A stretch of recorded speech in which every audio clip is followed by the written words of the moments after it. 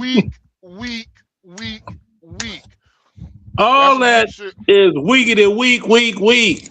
I'm That's like, I got stuff going on in real life that's really interesting that I could like convey to the public and so that I can tell some jokes in basically the give you the process blueprint for too. what success I is ain't got supposed to be, time so for you them can release doggone against this, and you can Krispies. stop begging other people for reparations. So you can stop begging everybody for information that's already right there in front of your face. It's right there. It's plain. Made it plain. Also, you're gonna know them by their fruits. And so why you not putting it together and saying, wait a minute, why is all of these motherfuckers following Derek? Because the path to righteousness is narrow, but hell enlargeth itself. I don't even want what everybody else wants. I don't even want what everybody else wants. You know why? Think about this. Think about it. Put it together. Listen here with your heart. Listen with your heart. So this is him going against the Hebrew Israelites, Umar Johnson people. Oh boy. The devil working. And I look at Umar. So you guys, it sounds like some holier than thou talk, because you can't go on the show and then because that's keep it real now. Let's keep it real. Someone asked me, okay, what did he say about the Hebrew Israelites? Well, this is the if you guys okay. I say they wear Power Ranger outfits and yell at white folks for no reason. Yeah. you don't have to pull up a video for that. You can just ask me. Oh boy, I know things. You ain't lying, man. He asked. Okay, and I could answer this question real quick. You can control. And what I can control specifically is whether or not I want to rock with trash people. Yes. A lot of these Hebrew Israelites, the overwhelming majority of them, especially the ones that's on the street, is the hot garbage. You know, the one thing that bothered me the most about that interaction with them is that they had a young kid with them. And they were training this young kid with them. First the young kid wanted to walk up to me and, bring me whatever the little pamphlet and was trying to school me, and he couldn't do it. Like,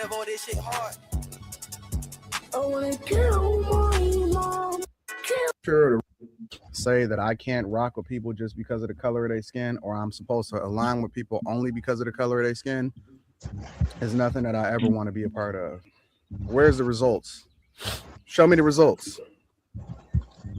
That's all I'm saying. This is a Timu version of Rick Ross. Man, get out of here. Okay, so someone said, "Hey, show me what he said about the Hebrew Israelites." That's what he said. He was like, "They're trash." Okay, the thing is, them Hebrew Israelites, they're a bunch of broke ass niggas that are mad at the government and everything else because they don't have what they want in this great country we live in, and they get bullhorns. They set up in the hood trying to build their numbers and yell at the occasional white folk walking around in downtown areas. You know where you won't see them?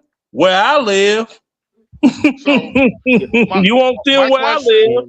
I think that as a parent, I would basically try to do my best to be there with my child. Now, again, I live in Uganda. So, DJ, what has the Hebrew Israelites done? Can anybody say, name anything they done? Yelled at white people really, really loud and wore purple and gold Power Ranger outfits. Okay, stop. The actual Hebrew Israelites was started by Ben Amin. They have an actual, they moved from America to Israel to a place called Dimona, where right now they are continuing to live. There are different factions of Hebrew Israelites. You have the One West, you have the, what's it called, the DMS. You have different factions of Hebrew Israelites that all did different things. So, yeah. You have you got the Wu-Tang Clan, ain't nothing to fuck with. I'm sorry, man. You I asked you, what did the black people? What have the black exactly. What answer the question? What did they do? What have they done? I can't answer the question.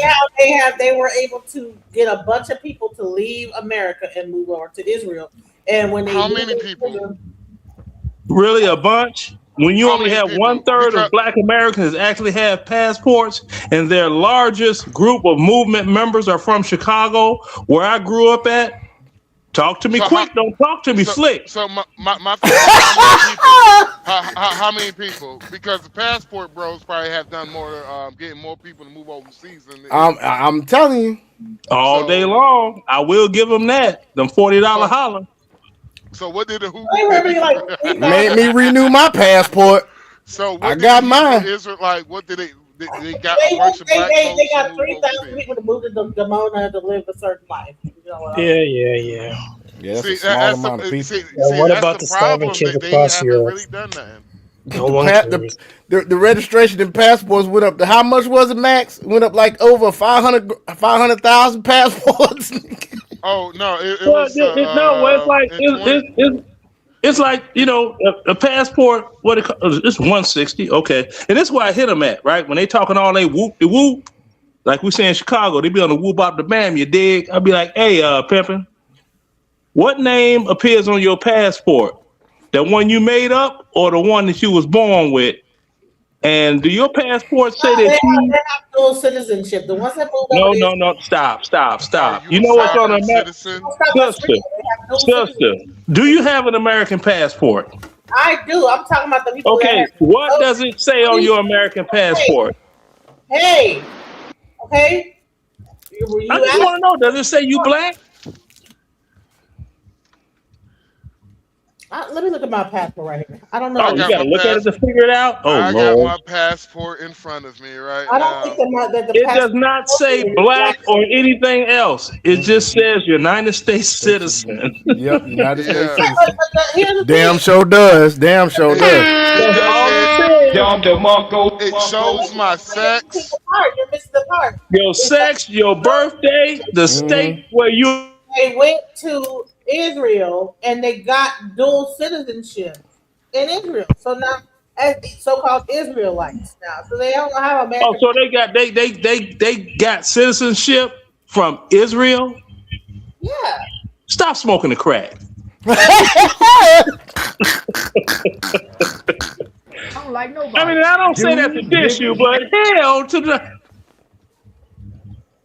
If you're not a doggone Jew, one of the white Jews trying to go to Israel to live out your final days or whatever your reason, they'll give you citizenship. They ain't giving no niggas no citizenship over there. They don't even want the doggone Africans coming over the border into Israel. I gotta say one thing only. Moving over to Demona is like moving to South Boston as a black person. I wouldn't know what that means, bro. You're gonna have to explain that to me. You have to understand what do you have going on for you over there? Oh, so that's like they have an entire town they made over there. So now that's like moving to the SWATs of Riverdale, basically. So it's basically it's me leaving Georgia going to Arkansas. Gotcha, brother. There you to go. A sundown town. To a sundown town. Oh, that's like going to Hazelhurst, nigga. And then it's like this. Moving to Hazelhurst. You have to imagine the cars blowing up and stuff like that. Like, come on, man. Bainbridge, Georgia.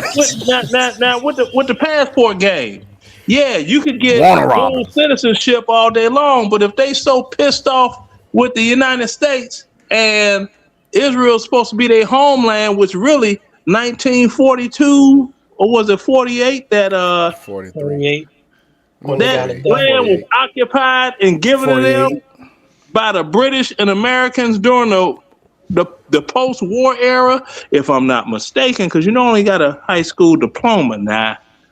Why they don't relinquish their American citizenship? Why all these niggas go someplace else and don't relinquish their American citizenship if they hate America so much? Because they ain't gonna do it.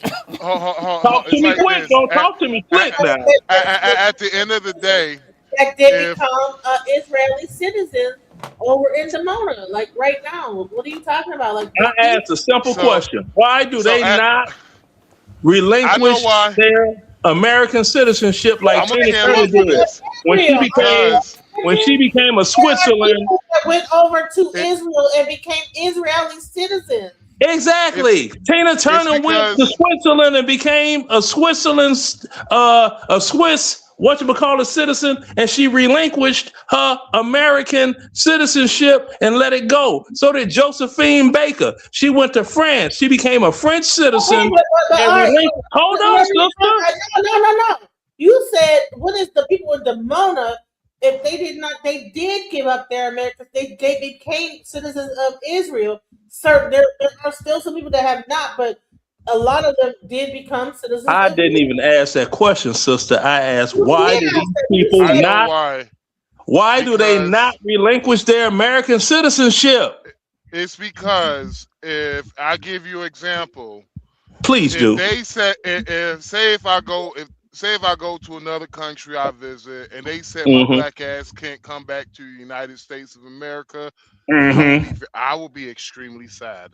Actually, nigga, I might start fighting niggas. Fuck it. Well, the thing is this: if you relinquish your American citizenship and everything that goes with these different like wars, proxy wars here, there, everywhere, you can't get doggone evacuated back to the United States. I'm an American. No, you ain't. You doggone Yugoslavian. You a legal immigrant now, boy. Thank you. You can't come back to if they said my black ass can't come back to the United States, I'm hopping the goddamn border, nigga. I'll swim this. Exactly. It don't matter if you was born. It don't matter if you was born and raised in Compton. I create me a goddamn boat out of fucking coconuts and swim back to this bitch. You think you can't? There you go. Fucker, hell no, nigga. Shit, my You big think ass. you think I'm leaving? You think I'm leaving the land of milk and honey? Shit, I'll be out there swimming. I'll be out there swimming. These white folks looking at me, be like, "Oh my God, it's a humpback whale season, baby." Look. But you do know, like, they do get some type of advantages. So they could always come back here. They could always come back here. Apply for WIC and say, hey, they're working and they're studying Torah. Okay, look, we understand. We understand that, but if the climate that it is now, I know you bring your doggone relinquished your American citizenship ass back to the United States. The State Department know that already. No, nigga. You was already here. You was already here. But then again, Israel is the homie to Sam. Man, that don't matter. Go over there and try to doggone get at they women. Watch what happens. I know. You see that? It's just like most. It's like most. The good old United States. You can do some heave humping. I've done it. It's like most said. He had said on his album. He said on his album on his song called Mr. Nigga. He said world nigga law. There's a world nigga law everywhere. You know? Yeah. That's just the people don't realize it's not the grass is not greener on the other side. It's not. Exactly. But they don't know. People gotta wake up out of that dreamland, you know? They talk all that doggone garbage, and I be sitting there like, all right, take your ass on over there, do what you do. Okay? Then you relinquish your doggone United States citizenship as an American citizen. See what happened then. Your ass try to come back. You got to get a doggone the visiting visa and all this old blah, blah, blah. Mess around, stay too long. I to be grabbing your ass up. There was a brother who went to Greece not too long ago, I'd say 8 years ago, maybe Was he longer. Cool with Puffy? No, but he went over there, hollering at females, and next thing you know, they mobbed him. They mobbed him to death. You can't be the same thing with that brother who was playing that European basketball. He went over to Romania. He was in a bar. He was hollering at a girl. They beat his brains in. Yeah, but he must have been out of pocket. Romania is the shot. Been there, done that. Ooh, Lord. My best I'm homie. I'm planning on going to Romania. I'm planning on going to Romania maybe in the summer time. Yeah. Make sure it's in the summer. Check their climate. Don't go over there when it's all cloudy and rainy and it's looking like Washington State. So you can move around. Man, Romania, whoo. And if you get you one over there, whoo, talk about make your legs shake. Well, whoo. Man, As boy, soon as you soon as know they what? hear that Yankee accent, right? If I never would have became a parent, I'd still be over in Europe. I don't know. No, I probably would not even be among the living because I defiled myself in Europe.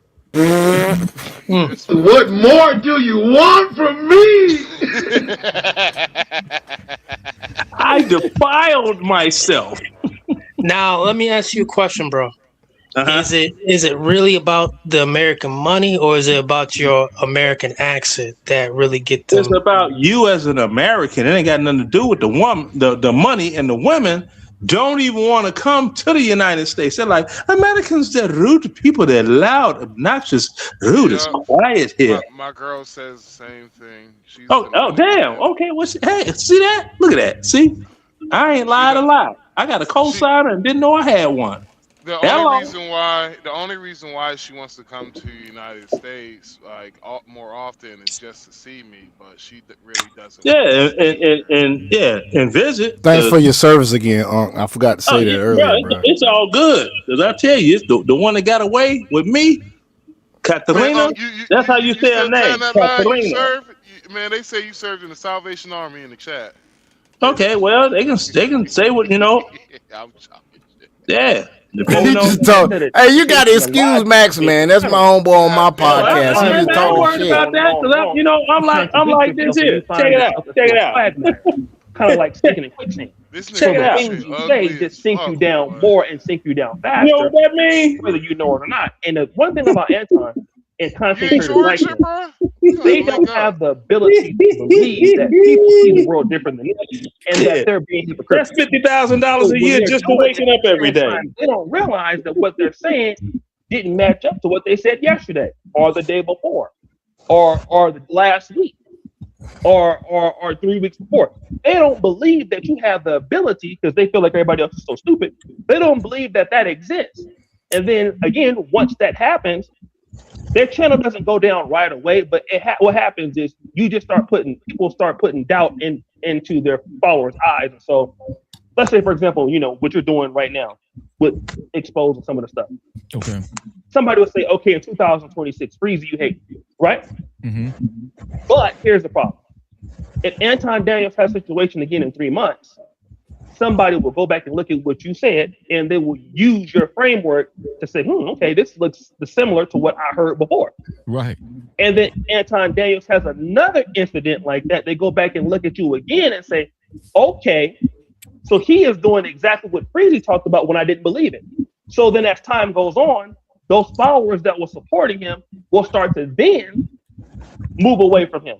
And then it's hard to keep building up an audience with people as you're trying to be polarizing, because number one, you can only be polarizing for so long until it just evens out and it don't have that effect. And then number two, people start to look at you and look at what you said, and they look at what your naysayers have said before, and they start to examine it.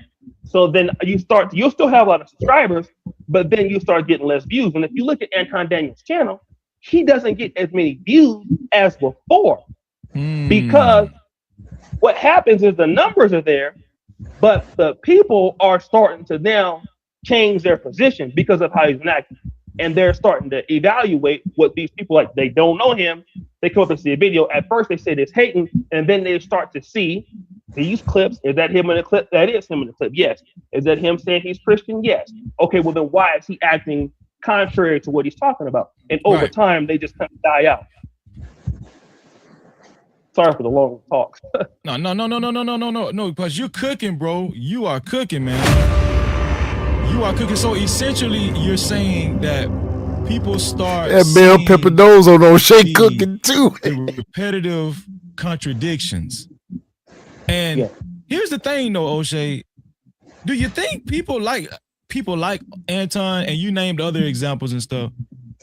Do you think they get to a point where they get so drunk with influence and power or whatever, they kind of treat the people that they're talking to as not too sharp, and they'll believe anything because of who they are? They think they get to a point where they have so much influence where they feel like, oh, I can say whatever. All I got to do is be performative. Like Tariq Nasheed said, Anton, was all I got to do is be performative, and they're going to believe me because this has been working for a while. Yes, let me answer that. That's a very good question because number one, I want to say that Anton Daniels is a very hard working creator.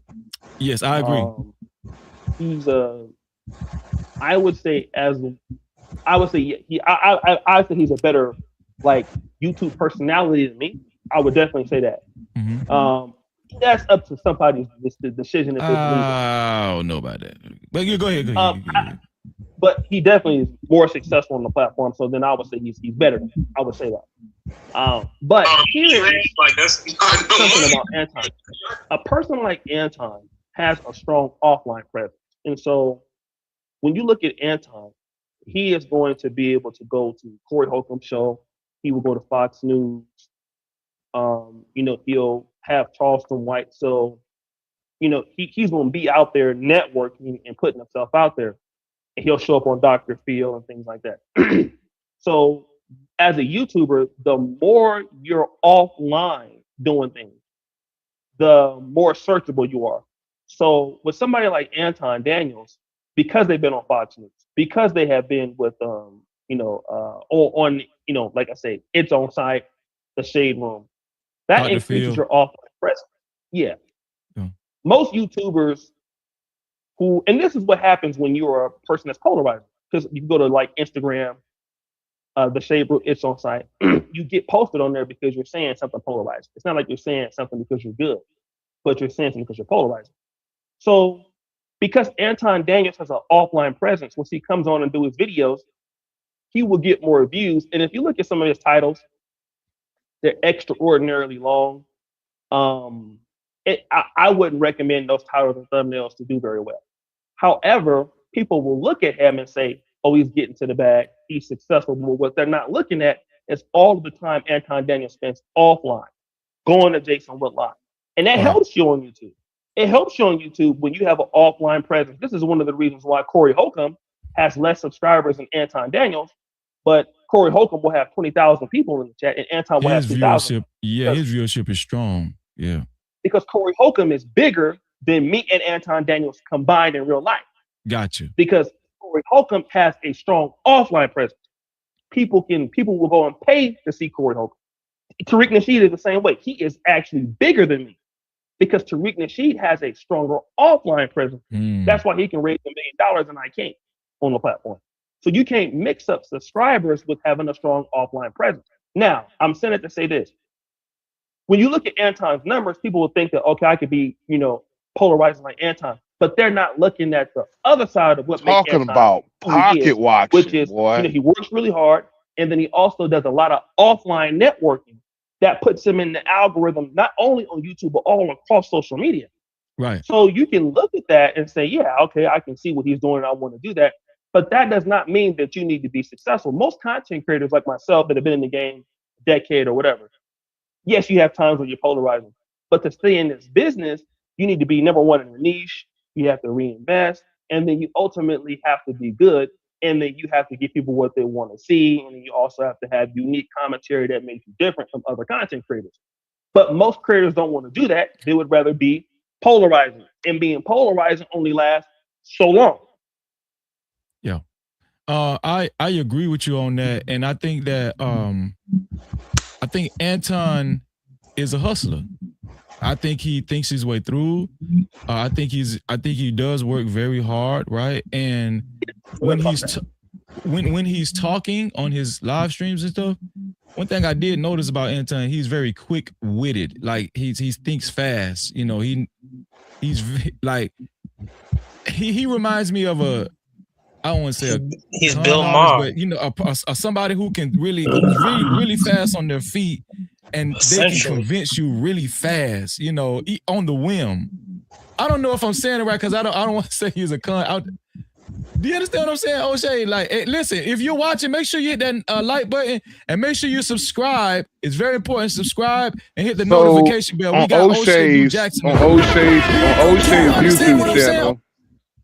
O'Shea's YouTube channel, honestly, outside of Michael B. Jordan, the most his most watched views so far in the last month, outside of the Michael B. Jordan video, has been him talking about Antoine Daniels and Corey Holcomb.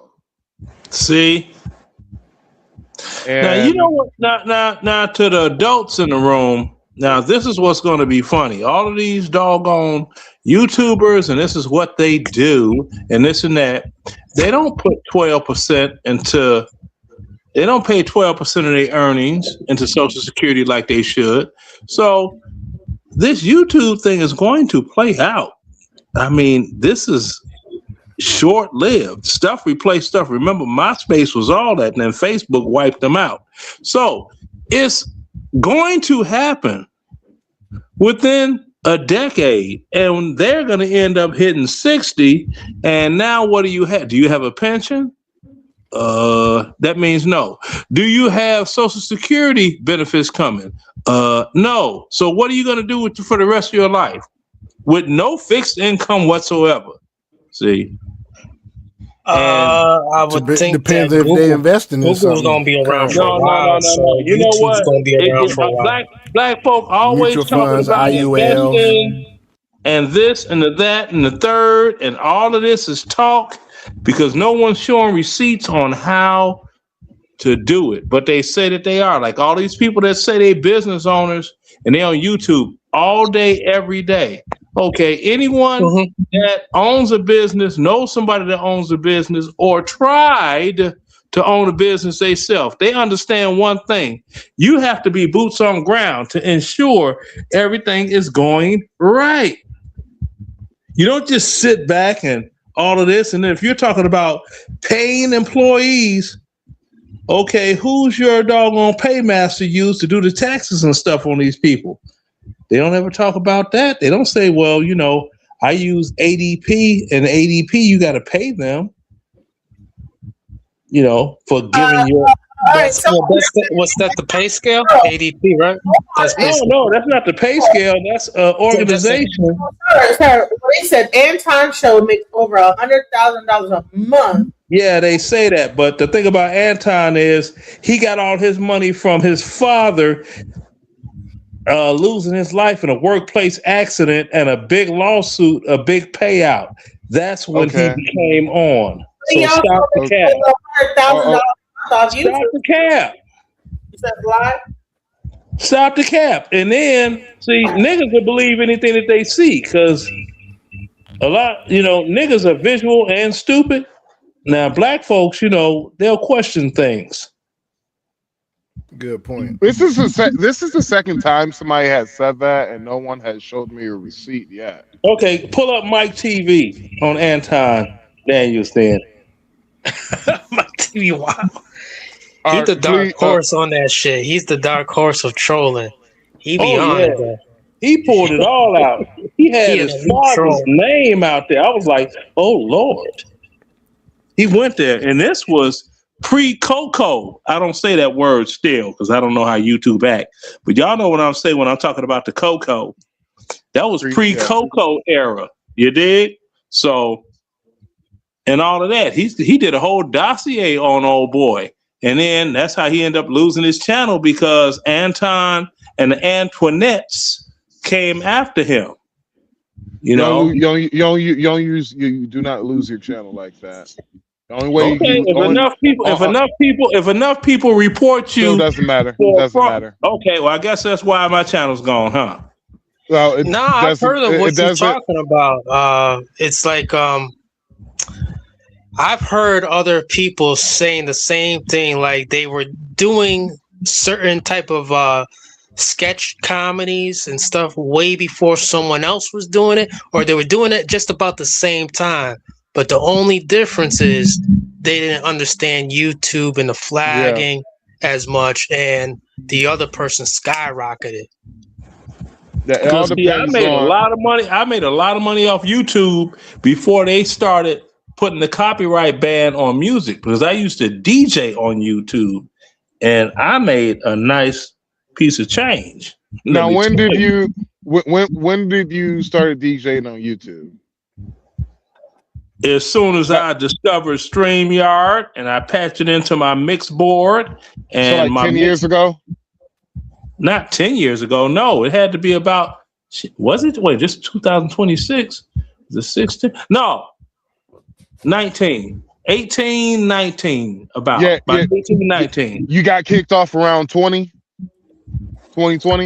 I can't remember when they kicked me off because my Facebook and Instagram and YouTube got deleted like within a week. All three of them got wiped out. Because if it was around that time, you got purged like I got purged because I had over 100,000 followers on TikTok. I lost my whole team. I had like over 20 million views and all types of.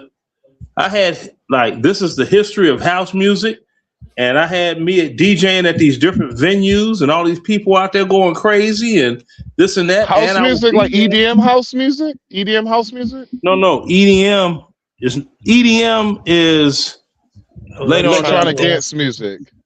Yeah, it came from house music, but that's later. That's the genre they name it. Like, so say you do house, they have music. it. Yeah.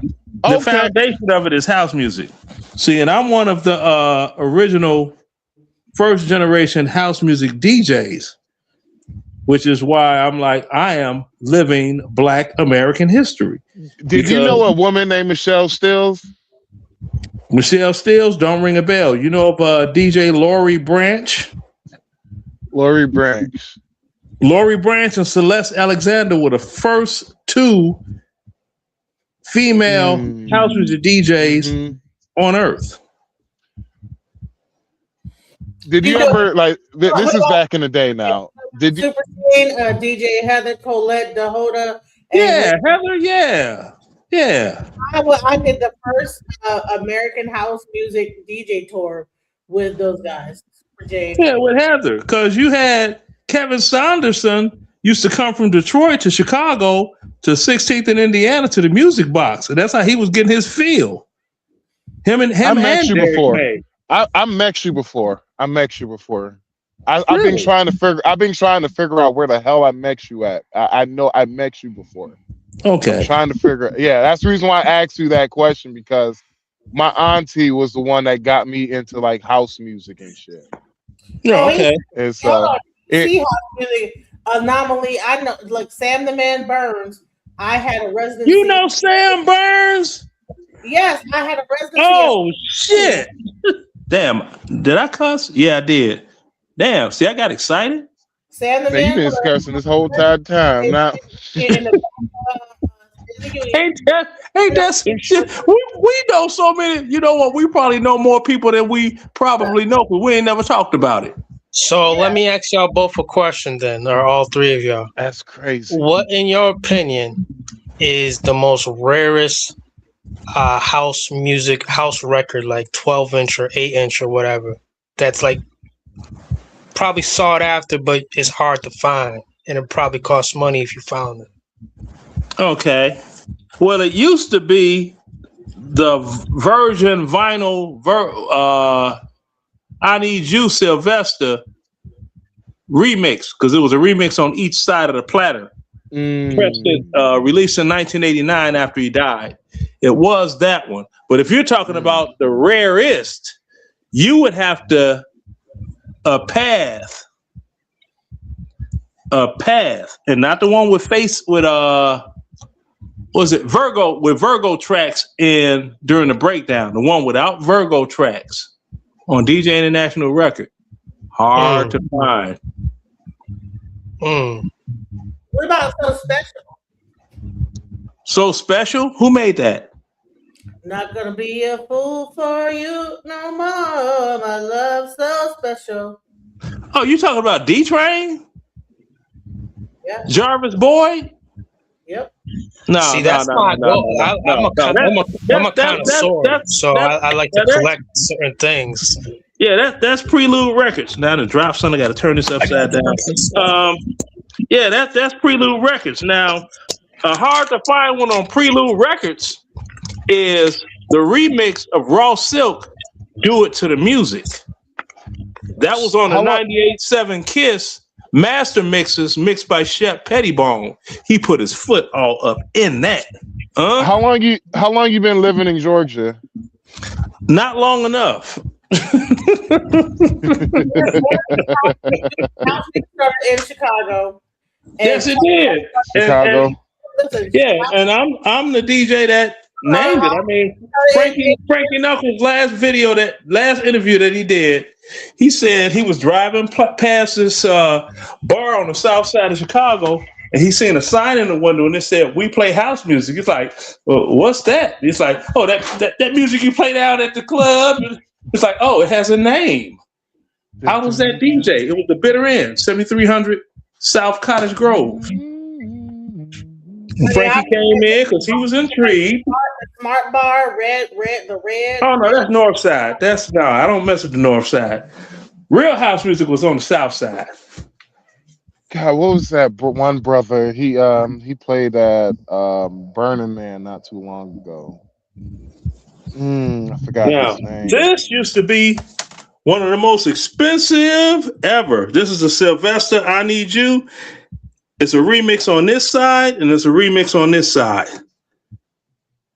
This one is after he passed away. And then you also got the Tom Malton mix. That's a rare joint too. Yeah, we love us some Sylvester. Stop playing. Then you got Demetria from Paris, the Down to Love Town mix. You know that edit. You know that Ben Miss Shoes. What's his name? Y'all know. On the top of all your records, because people be stealing your records when you try to DJ, they be trying to like take your records out the bag. Y'all know a guy named Carl Cox? Yeah, Carl Cox.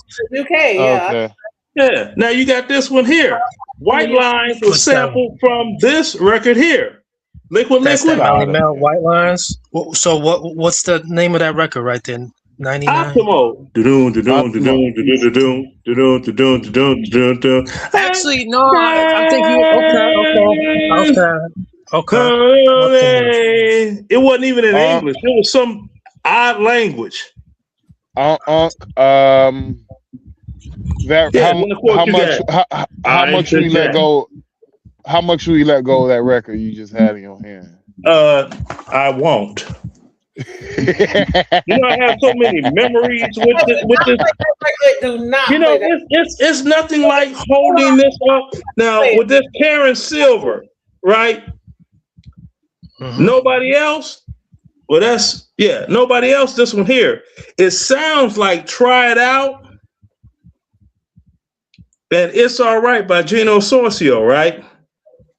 But people didn't read on here and saw that Gino Sorcio was the producer for this song, and that's from Quality Records out of Canada. Then you also have this one. Was That All It Was? It's a version Debbie Rose sang, and that was a Canadian release, and that was, woo! Don't get me started. Also, paper recordings was out in Chicago, or paper recording. Oh no! All this stuff was at Imports, etc. All of this stuff. This music was available. You know, Trax Record. So, what made you want to hold on to it, by the way, and like long term? Because I was playing it all over the world and using it. Gotcha. Why would I let it go? I think people should hear that. No, hear what your reasoning, your motivation behind that. Oh no, well, like I said, I'm a DJ. Well, I used to be a DJ. I ain't DJ no more because once a DJ, always a DJ. Because that's what they say. But then I became an author. They get all egotistical with the shit. I said, I just wrote down everything I know and put it in a book, and it's on Amazon from the root to the fruit of house music. And I know, man, this shit's crazy. I know you. I don't know where. I know you somewhere, brother. I'm trying to because I never really took a look at your face until I paid attention what you look like until now. I'm like, yo. Okay, where are you from? Well, partying wise, where did you party at? I might be. I party everywhere, brother. Like when I say everywhere, yeah, shoot, I used to party in New York, used to party in Detroit, Chicago. You gotta give me names of clubs. Shit, clubs. Now you could X off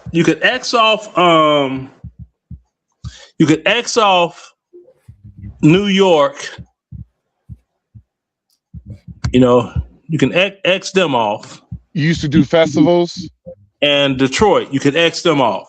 Now, the only festival I ever played for was the Chosen Few DJs Festival in Chicago, which is the largest house music event. It used to be the largest house music event in the United States. And also, it was a black event. So, Mr. Leonard, what you were a full-grown man at this time when you got into it? No, we were teenagers, man. Okay, so how was the elders, like the adults, towards that? Oh, they you know, the adults, they didn't care what we were doing. You know, we were teenagers.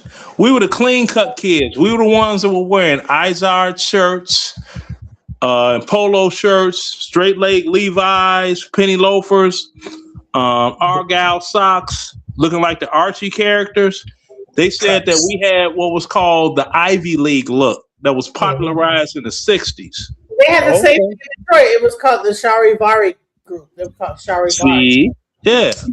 And we wore K-Sweats. It's called the prep, and that's where you like preppy, yeah. The prep dance, you like, you know the prep. But y'all were the precursor. That look was the precursor, basically. Yeah, like the prep was where you would like do like this, like the whole prep, like. Yeah.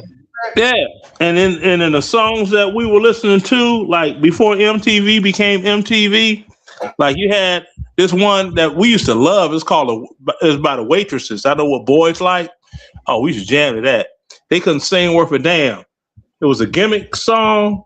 You know, like, I know what boys like. I know what guys want. They talk about me. It's just goofy. And Devo. Visage, Frequency 7, freaking B-52s. That was our shit. We was getting it in, you know. So, and the police would see a bunch of us walking down the street, and they didn't even mess with us. They knew the type of party we was going to because the thugs and the gangbangers were going to other type of parties. And they wore different clothes. They wore pleated baggies, hard bottom shoes, you know, called 40s, or Stacy Adam wingtip shoes with that gangster look and this and that. Had finger wave with a 6-point star, 5-point star spray painted in their hair, which signified which gang they was in, you know. So the police knew what they were dealing with. They knew where we was going. We was going to someplace, you know. Yeah. You ever meet Mr. T? Mr. T? No. Okay. Never met Mr. T. Really wasn't interested in Mr. T. He was security at this club on the north side. I'm trying to remember what club was that. Was it the Lime? No, it wasn't the Limelight. Oh man. Because he was known for, they had a punch thing. You could check the poundage. He had like a 325 pound like punch when he hit. And he was what club was that? See, now I gotta Google. I can't remember. It's on the tip of my tongue. Here tonight. What club in Chicago was Mr. T a bouncer at? He know them, they street goons. Mr. Dingbats or Lawrence Theroux was a bouncer at Dingbats Discotheque in Chicago's Dingbats. Damn it! the late 1970s. How could I forget Dingbats? At Dingbats, yeah. Props again. Dingbats. Cash cows. I think he sent 2 cash cows. Moses Prop sends 2 cash cows. Let's see. Yeah, Moses. Yeah, so you know, it's a bunch of people. You know, you got Man, I ain't know you was a legend.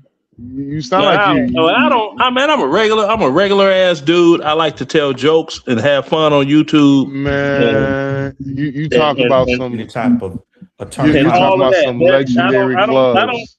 I mean, I don't take it all serious like that. I mean, it's not like I cured cancer or something really worthy. I just played music. People danced out their shoes, had a good I disagree. time, and I went and had disagree. sex.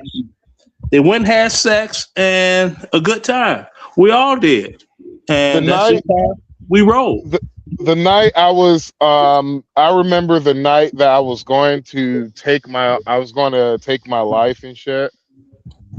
My homeboy, he brought me to a club, and it was just the DJ was mad cool and all that, and you know, long story short, you know, like the DJ showed us around the whole entire. He basically we just all went kind of joyriding around the city.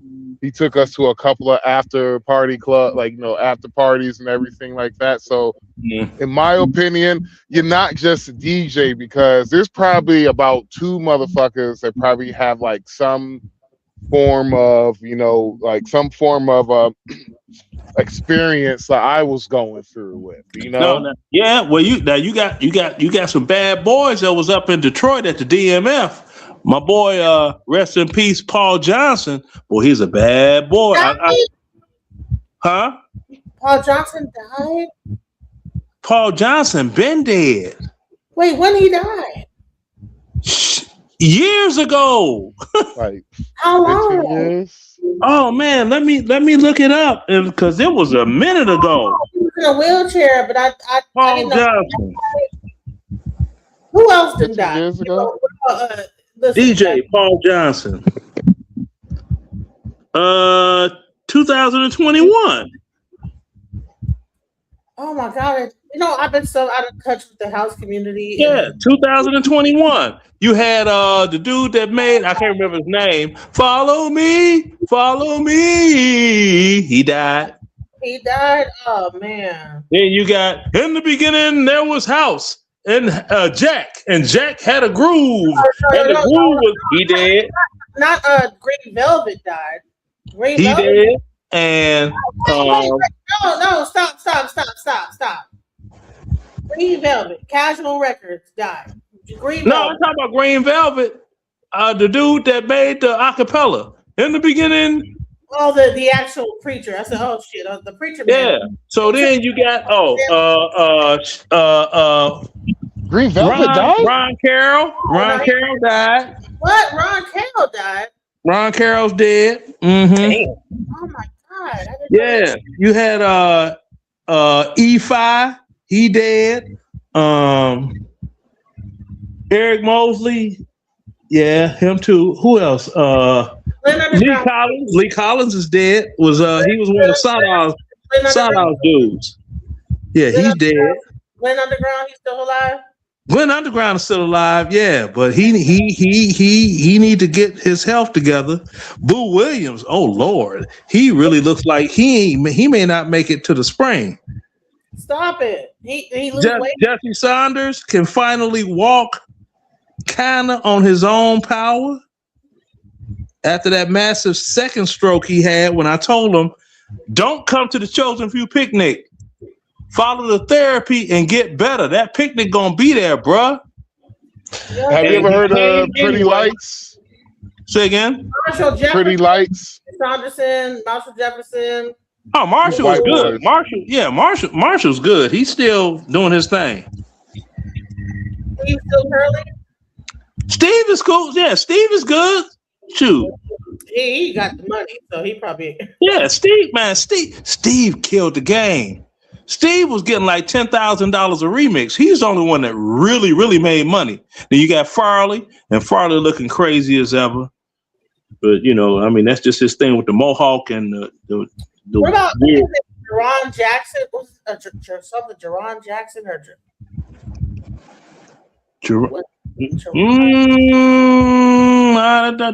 that one don't ring a bell. But yeah, it's about last year.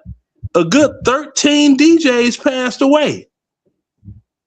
Really? DJs and artists, a good 13 DJs. And Colonel Abrams, he died. Colonel Abrams died? What? Yeah. Yep. You know? When did he Yo, I'm trapped. Like a fool, I'm in a cage. I can't get out. He dead. I booked him at my in DC. I brought him in DC, Colonel Abrams. Oh my God. What the fuck? He died. Man. You've been out the loop. It's a bunch of people that the doggone died since Frankie died. No, Green Velvet, he's still alive though. Green Velvet is still alive. Green Velvet? Is still alive. He's still alive. I ain't saying about Green Velvet. Yeah. he getting up there, but he's still alive. I thought you said Green Velvet died. I was about to be like, no. I was I forgot my man's name. What about Bad Boy Bill? The Bad Boy Bill. In the beginning, there was Jack, and Jack had a groove. got his name. Jack Frost and what was this guy's name? I'm trying to see. This may not even be right here. This don't look right to me. It said Julian something. What is this? Oh, that's the DJ that got it on there. Chuck Roberts. That's his name. Yeah. In the beginning, there was House. And House, Jack had a groove.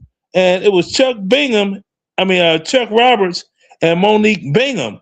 And Chuck Roberts, yeah, he's dead. Yeah. Sure enough he is. Good googly. I see what the person in the comments saying. That's Fat Man Scoop. He doggone kicked he kicked the bucket right on stage. Sure did. Where he died from? Hocus Pocus. What is Hocus Pocus? He I think his last show was in Hartford though. Yeah, he's like, if you didn't come to party, take your and it was over with. What's your not to throw y'all off the subject, but what's y'all thoughts on this genre? And I'm gonna say because they still like the fans still will show up for almost like it's an oldies, but the genre is freestyle. What's your thoughts in comparison from house to freestyle? Freestyle in Chicago, that's a whole Hispanic crowd. That's north side. So that's north side. That's a whole Hispanic crowd. They love freestyle. That was heavy in Florida too. Very heavy in Florida. Yeah, that's they call it like you got breaks, Florida breaks. Paco Hernandez standing on his gun. Morning. You would say that the freestyle is highly influenced from house, correct? No, freestyle was like governed in because it was new music. I'd say it'd be closer to like African Bambaataa type of stuff. I listen to that was African Bambaataa. Now African Bambaataa, they stole their whole doggone thing off a group called Kraftwerk out of Germany, which initially was house music. The song "Numbers," made in 1981, that was made big by the house music community. No, that was in the 70s. Kraftwerk became before house. That was in 77 that Kraftwerk came out with. But also okay, no, the song. Hold on, hear me out. The song "Numbers," boom, boom, boom, boom, boom, boom, boom. That beat, 1981. After that, you had Planet Rock, and this and that and the third. White Lines was sampled from Liquid. See, I wish I could play those on here, but I don't want to give you a content strike. Juan Atkins came out with Big Fun. Damn, he killed that shit. No, that was Kevin Saunderson. Juan Atkins came out with Juan Atkins did the remix on it. No, Juan did the remix on Big Fun. Came out with Clear. Remember Clear? Yeah, but Juan Atkins did the remix on Big Fun, and that was man. Do you know the song Clear though from Juan Atkins? Clear, that I'm not familiar with. Now they got this song called Captured, and Captured was from I forgot what they called that group. It was 504. Cybertron, Clear, 1983. That was one of the first records from Juan Atkins. It was called Clear. Okay, well, we weren't playing that. I'm not trying to diss nobody. We weren't playing that. Now, it's a song. You know what? I'm gonna play a little bit of it. You probably I can't play. I ain't gonna get a strike, but just so you can know what I'm talking about. Clear. Hold on. We just play it real quick. Hold on. All right.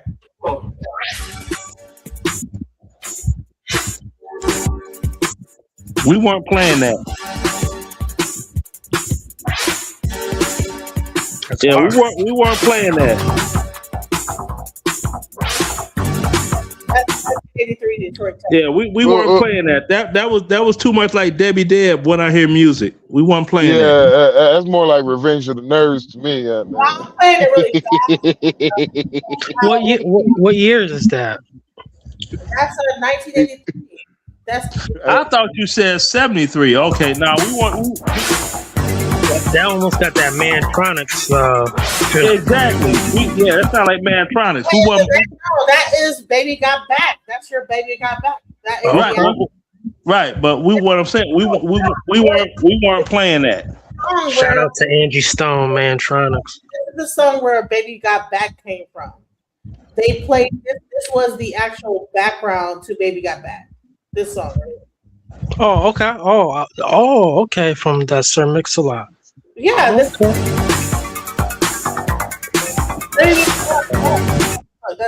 That's your okay, that's that. Yeah, that is that bass in that. Baby Got Back. Okay. Once again, I lie. You other birds can't deny. Yeah, right. And he's still eating off that. Nigga, look at your side. You about to hit his truck. Instead of worry about hitting me. Boy, all right, so yeah. Now check this out. If I were to, first put on some some jeans and stuff, if I was to go out and play the original version of The Path, right? I could play it. You would not get a copyright strike because the original is not copyrighted. The one that they doggone tried to make commercial is copyrighted. That version is garbage. That's just like when they redid Your Love by Jamie Principle. It was garbage. And then they went back to the original. And also Baby Wants to Ride. The redo that Frankie Knuckles did, that was pure D garbage. We didn't like it. We didn't like it. And we went back to the original because Jamie Principle, he passed it out on cassette to all the DJs. And all of us were playing it.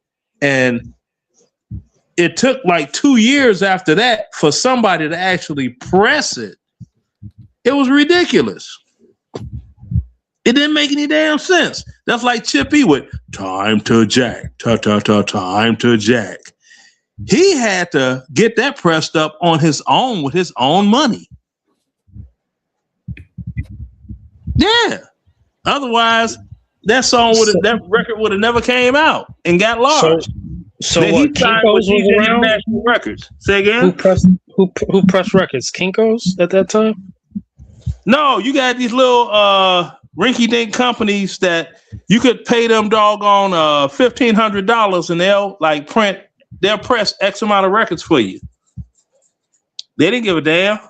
Oh, okay, my bad. It was not clear. It was Technicolor. It was Technicolor by Juan Atkins. That was the original sample. It was So you had that, and it's a song, and I ain't trying to pat myself on the back, but it was The Real Thing by Sergio Mendes, right? When I started playing it, I turned the pitch control on the turntable almost up to +6, right? Which made the song more dance floor friendly. And people thought that that's what the song sounded like when they would buy it. Then they got home and they got mad because they only heard it like that when I played it at the clubs. And someone asked me, well, where did you get the idea to play that at that tempo? I said, if you look at Sergio Mendes, Brazilian 78 or 66, whichever one it is, if you look them up from the Mike Douglas show, they performed on the Mike Douglas show, and I heard the song, and it blew my mind. And I bought it from the record store, and I played it, and I was like, "This is some bullshit." But then I got my first turntables that were Techniques D2s, right? Direct drive 2s, and they had a pitch control plus minus 10%. And I turned it up, and I was like, "That's it." So I went and bought a second copy, and the rest is history. So this was the actual Baby Got Back sample right here.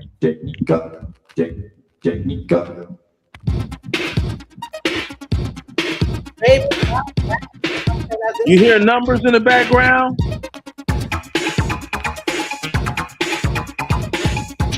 What do you mean hear numbers in the background? What you mean by that? Okay. You hear that craft work? Gotcha. Light, see the light. 1, 2. You don't hear numbers up in there by craft work? Yeah, they were all. There you go.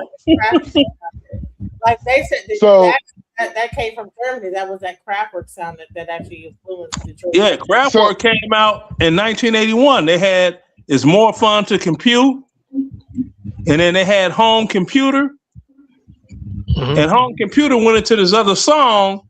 It would jump up from 123 beats per minute to 130 beats per minute, and guys were using in DJ battles to throw your blend off. Steve Hurley tried that on me, but I was like, "Oh, really?" So I had numbers waiting because we were going song for song, and I threw that on. As soon as it picked up to a doggone 130, the beat came on, and I'm like, light, see the light. It's like, oh, hell no. He figured it out.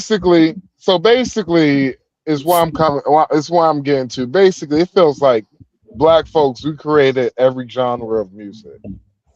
Black folks did, except classical. Techno, house, rock, even country music, everything. Yeah. Yeah, country. It's just Beethoven was like black. Chuck Berry. Rock and roll is just the blues sped up. What is it, Chuck Berry? Yeah, that's the blues sped up. Mm-hmm. Then they started calling it doggone. That's when Jimi Hendrix went berserk. Mm-hmm. But he was coming back to reality with the band of Gypsies, though. He was coming back when he wasn't coming back to reality. Jimmy was gone. Coming slowly, yeah. Jimmy was gone. Jimmy was on Third Up with the Thundercats. He said he was a voodoo child. He wasn't playing. Right. So I stand out here on the mountain, tear down with the edge of my hands. So listen, I want to hear this thing. I'm talking real quick because I'm on. Oh, okay. Yes, all right. Let's hear the bullshit. Let's go. I have been grown for a long time. I'm 56 years old, ladies and gentlemen. I stand before my mother, who is watching this show, probably very concerned because I'm getting a million phone calls. I stand before my mother. I stand before Minister Farrakhan and the nation. I stand before Geno Jennings and his congregation. I stand before everybody. Damn, the Nation of Islam called him and Geno Jennings about the Anton Daniels. What? In America, who is trying to move upward in a positive manner. I want to say this about Corey Holcomb. I have never been able to punch any woman in my lifetime. Now, in 5th grade, I had a fight with a girl. She was a bully. She was bigger than me, and we had a fight like that. So I probably swung when I was in 5th grade. But I'm saying, real talk, I'm a comedian, so I try to be funny, but this is the truth. I have never punched a woman in my life. And all of the people who know me, who've been watching this show 15 years, 16 years, whatever, you have an idea of who I am. Because there's a lot of people who have no idea who I am, so I can imagine them saying whatever with the information that's been put out there about me. I can imagine them saying, Corey is this, Corey is that, but I just want to put that out there because there's a lot of people who don't know me, and I want to be able to say that for myself. And I thank God I have a platform to say that for myself, because I am going to talk about why this stuff is happening to me, how unfair it is for a conglomerate in media such as TMZ to launch this type of attack against a comedian with a YouTube page. That I don't even get money like that for this page. But as I talked about before on my show, with things that happened with me and somebody who I allegedly did something like punched, this has all been talked about on my show. And I am telling you, I did not lie about anything. And I believe the truth is about to be shown that I did not lie about anything. And I'm bold enough to say this. I have reached a point in my life of maturity where I don't really like to lie about nothing. I feel stupid after I lie. I feel like an idiot after I lie. Because I've been truly blessed to, somebody said to me, like a lot of guys been calling my phone, Corey, if you want to make it to your dreams and stuff like that, you got to do this. I'm like, I've already made it to my dreams. I could take care of I can send my mama money. Is this the most recent I got a place to stay. video, or is this people, old? Live right now. This is live right now. Supposed to have things like $1 million cars and all like that. I'll take it if I get it, but I got to get it the way that is righteous. So I'm just saying, all you people who think I'm trying to make it to my dreams, I've made it to my dreams. That's why you watching me right now. So listen, I have acquired help in my situation because my situation is crazy now. My reputation has been destroyed. I've never gone through anything like this. If you wanted to get me, let me tell you, you finally just do the part 2. The human part of bring them back on the show. Starting to show itself. I want to apologize to the people in Hartford, Connecticut this weekend, my first show Saturday. They thought something was wrong. Hartford Connect's an evil place. Remember what Dave Chappelle said. Because I was trying I agree with him. I was born in Hartford. No, you weren't. Yeah, Vine Street. I couldn't really see. Oh, okay. Yeah, so you from the North End. You from the North End. What was the back in the day? I used to live in W Squared. Hartford. Okay. Normally by then I collect. Damn, I all couldn't right. really sleep. I just kept, because I'm watching. Damn, everything is okay. happening to me. I'm like, yo, they saying what? Shit, we probably went to middle school together. So You from Connecticut? For the second show, I'm from Connecticut. I apologize to my people in Hartford. I'm just not born in the Hartford, but I do live right came and grabbed me over the bridge. I was nodded off in the chair and okay. I used to live in Bloomfield. Anything, and I put that medicine on my stomach. I didn't have no appetite because I was watching what's being said about me all over the goddamn internet and everything. TMZ, I can't beat TMZ. If TMZ say it, most people gonna believe it. So damn, small world though. I just want to let John Holly. That's a small world. It is a small world, DJ. I'm letting you know. I'm going to bring That's you out. That's a fucking small world for all that. What you really just said. What you did to me, and I can prove it. I can prove it. I just can't talk about the case right now, but I can prove what you've done to me with your friend Harvey Levin at TMZ. I can prove it, and I have a brother who I've acquired. A lawyer that I'm so grateful for. He's helped me in the past. And this dude, I just want to let y'all know, man. I don't get emotional about nothing, but I ain't never been under attack like this. Pause it, DJ. What you were saying? The thing with Anton Daniels has turned into a whole legal battle because now this other girl saying that he beat her up, and now it's a whole legal battle that has gone way beyond. Yeah, but see, the girl beat up thing is a year old. She's trying to she's smelling coins, so she's trying to bring it back. Yep. Bring it back, to today. Yeah, it's like what happens when sharks smell blood in the water, they're gonna swarm because, it's like I think we talked about this last time I was here. Don't get it twisted. If Antoine Daniels' daughter wake up tomorrow, it's like I want to sue Corey Holcomb for what he did to me. He has there's already a lawsuit going on, and then this girl that came out with a lawsuit. Now he has 2 lawsuits. I had a conglomerate after. Yeah. When I got off my flight, that was delayed. Well, let me know when I can explain that lawsuit to you. Go ahead, explain it.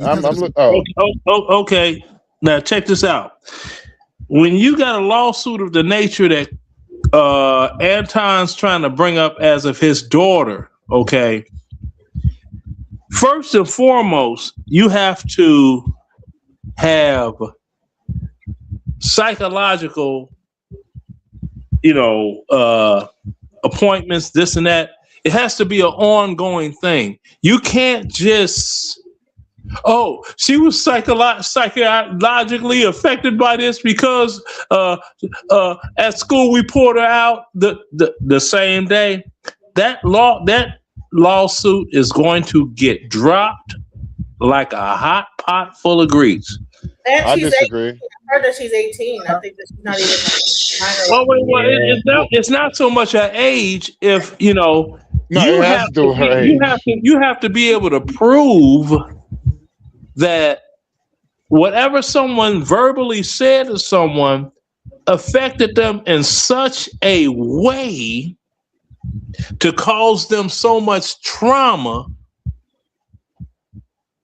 He took his daughter out of school too quick. So if I remember correctly, his daughter is a minor, correct? She's 17. If she's 18, if the age stuff is correct, I think she's 18. Is she 18 or is because last thing Antoine Daniels said, she is a minor? Okay, well, if she's under the age of 18, then he would have to be her legal person for the lawsuit, right? Yeah. But he's not going to win it because Corey called her ugly. And do you think it's just that? Do you really think it's just that? It is just that. He called her ugly. No. It's more than that. How you gonna tell me no when you ask me what I think? Okay, I was just trying to help you. I was trying to correct you. My bad. No. Okay, he called her ugly. That's protected under the First Amendment. That's free speech. It ain't even about the ugly. It's the fact that it's the fact that she is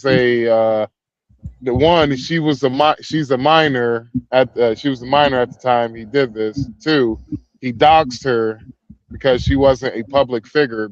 She's a private figure.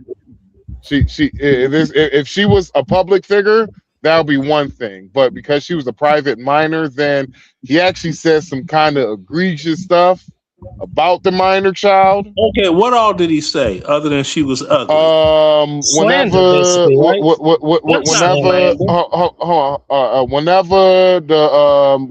was talking about his wife now, but whenever them niggas get tired of messing with you, they're gonna come in and fuck with your daughter. Okay, I asked one simple question. What else did he say other than this child is ugly? Which she is, but I literally just said, I just told you one thing he just said.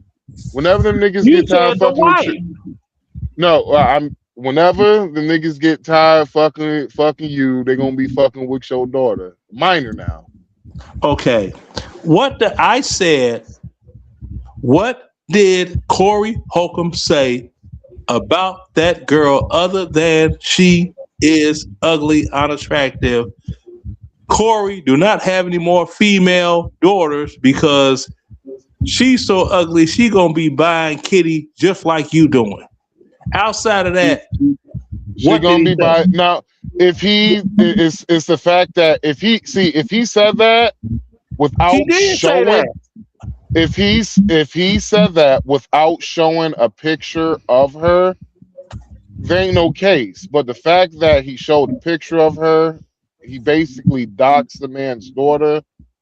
And honestly, it's going like what's the name said, it's gonna be settled out of case because you're gonna sit there and all right. I'm telling me right that's defamation, libel, and slander would fall under a hungry lawyer will pursue that. Okay, hungry lawyer will pursue, but when you're talking about defamation and slander and libel and all of this, one thing you must prove that whatever you said against the other person caused them financial hardship. It's because he doxed her. That's the It reason. doesn't matter. It did not cause her It financial does hardship. matter. If Okay. you cannot, Believe what you you want to cannot. believe. I You tell you can. what. This is what we're gonna do. Hold on. This is what we're gonna do. Cyberbullying laws. This is what we're gonna do. No. This is I'm what we're trying to gonna do. explain this. He Let me didn't bully explain the her. He social only media. did it one time. Let me Bullying explain the consists social of media shit. continually. You must not know the social. I couldn't eat for Oh, yes, days. I do. So How do you dox her? You tell her address or dox her how? Thank you. Doxing her is because she's a private citizen. Is basically Okay, where's the address? showing is What's the phone basically number? showing it doesn't work like that when it comes Okay. to it. This is social media now. All right. Okay. So when it comes to social media, Say what you're gonna say, and then you can say something after that, Leonard. Okay. Go ahead, Max.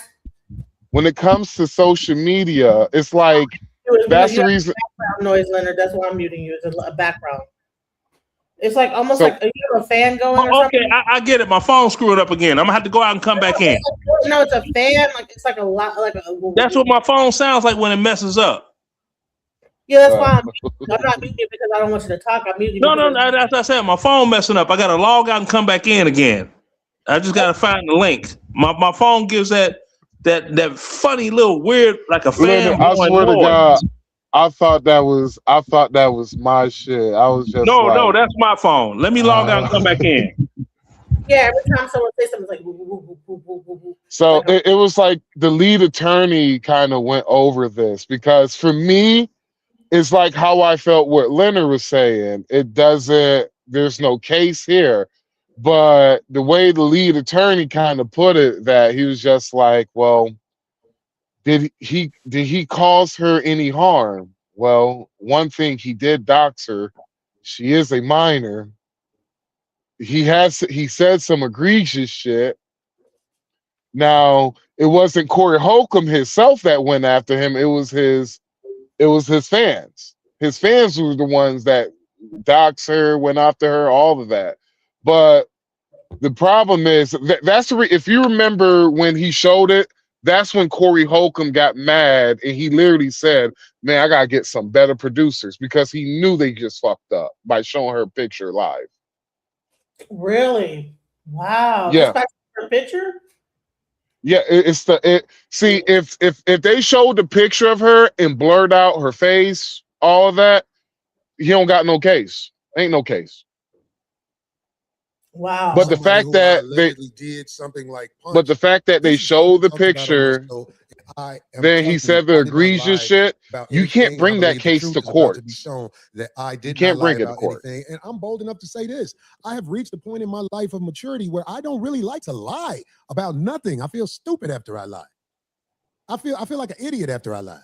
Because I've been truly blessed to, somebody said to me, like a lot of guys been calling my phone, Corey, if you want to make it to your dreams and stuff like that, you got to do this. I'm like, I've already made it to my dreams. I could take care of I can send my mama money. I got a place to stay. I got people in my corner. What? I know people think you're supposed to have lavish things like $1 million cars and all like that. I'll take it if I get it, but I got to get it the way that is righteous. So I'm just saying, all you people who think I'm trying to make it to my dreams, I've made it to my dreams. That's why you're watching me right now. So listen, I have acquired help in my situation because my situation is crazy now. My reputation has been destroyed. I've never gone through anything like this. If you wanted to get me, let me tell you, you finally got me. Corey Holcomb, the human part of Corey Holcomb is starting to show itself. I want to apologize to the people in Hartford, Connecticut this weekend, my first show Saturday. They thought something was wrong with me. They thought one dude said, he on dope. Because I was trying to medicate myself with Bear aspirin. I had some ibuprofen. I had all kind of stuff in me because I couldn't really sleep because I'm watching what TMZ was doing to me. I really couldn't sleep. I caught the flight from LA to Hartford. Normally by then I collapsed.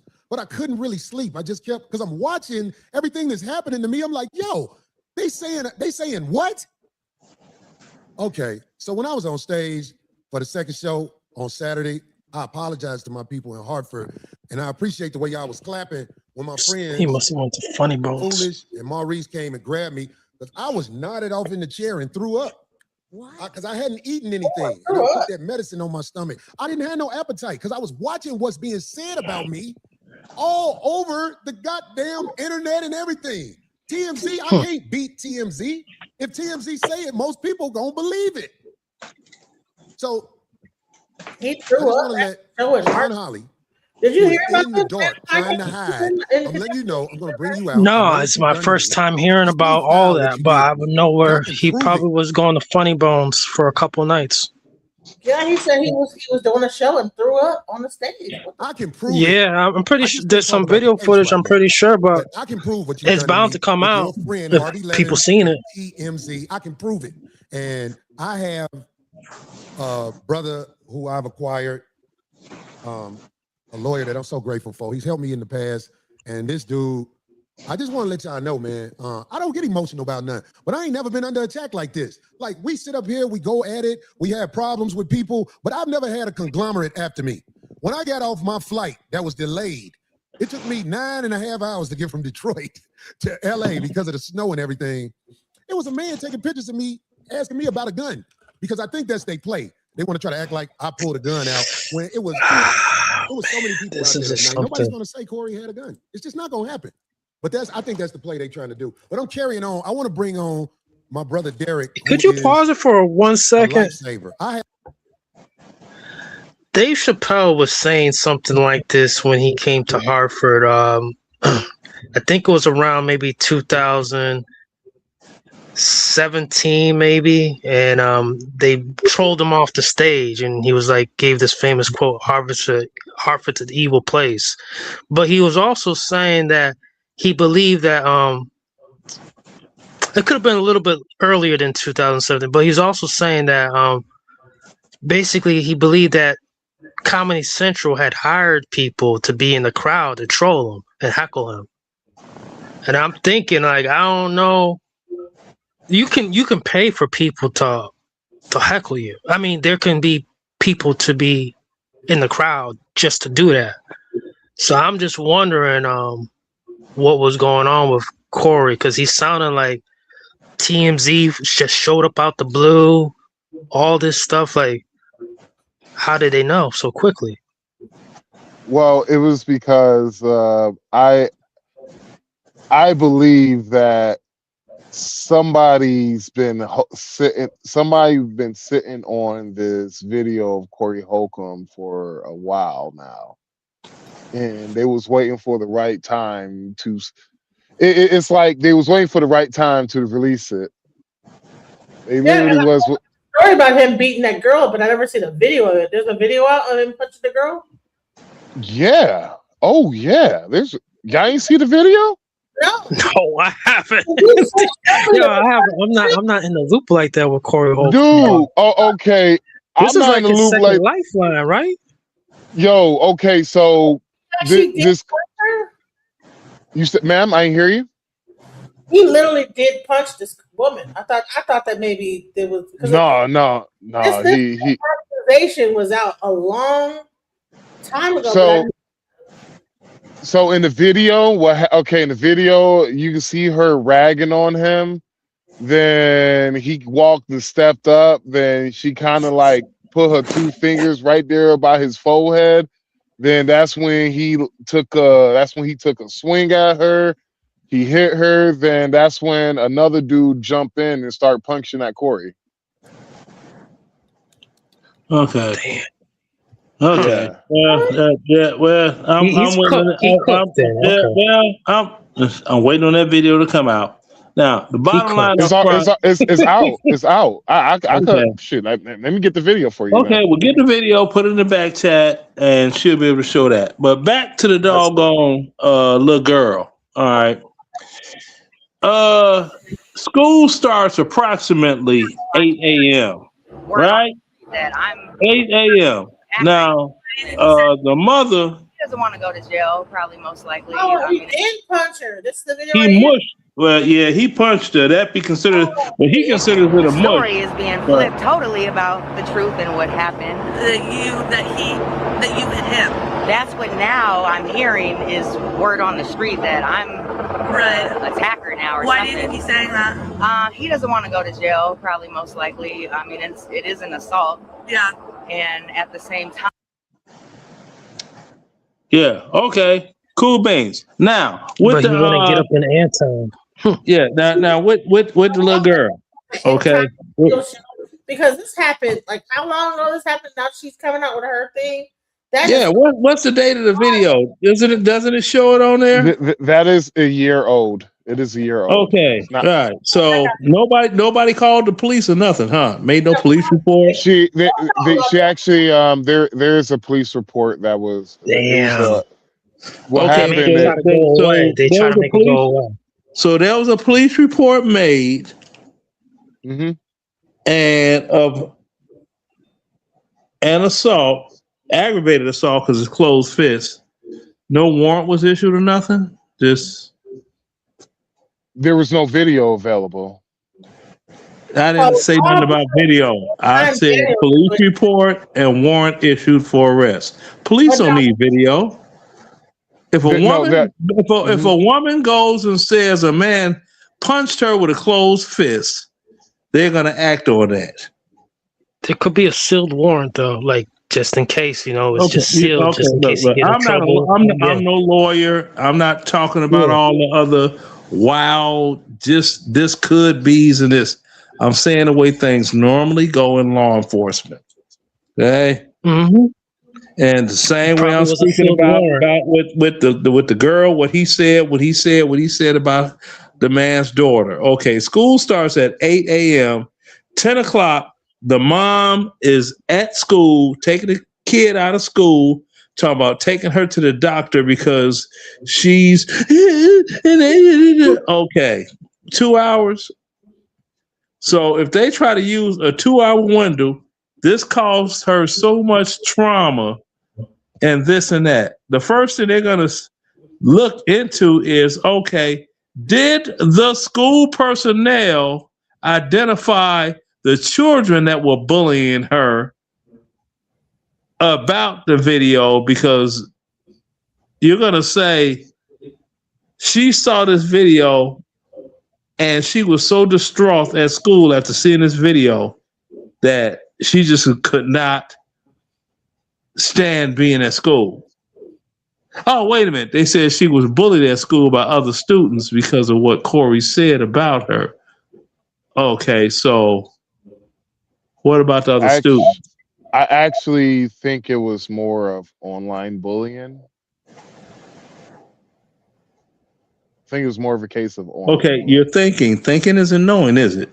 Well, it is. It's more of a case of online bullying. It would have to be more of a case of online bullying. No, if you're gonna get pulled out of school, it's bullying is not how it used to be back in the day. Okay, look, online. Okay, first thing they're gonna look at is the fact of this. Is this one of those schools, like many schools have adopted this starting school year, that they are stopping children from having use of their cell phones and stuff in school during school hours? Okay, that is a fact.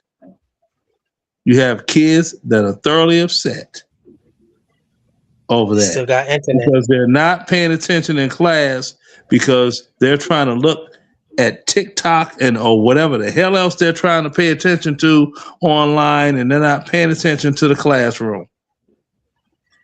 She probably goes to a social justice school, all right? And they probably doing everything that you're saying that they probably are prohibiting at certain schools. I'm not talking about probabilities.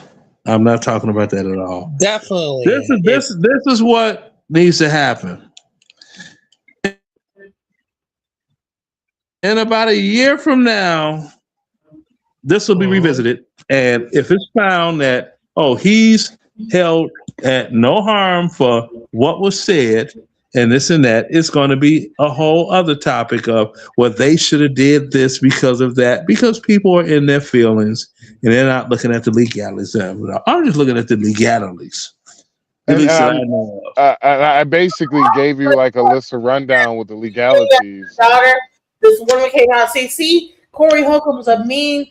He's against women, and now you have case against. He's the evil guy that hates women, and that is what's happening. Let's go into what. And that is very true.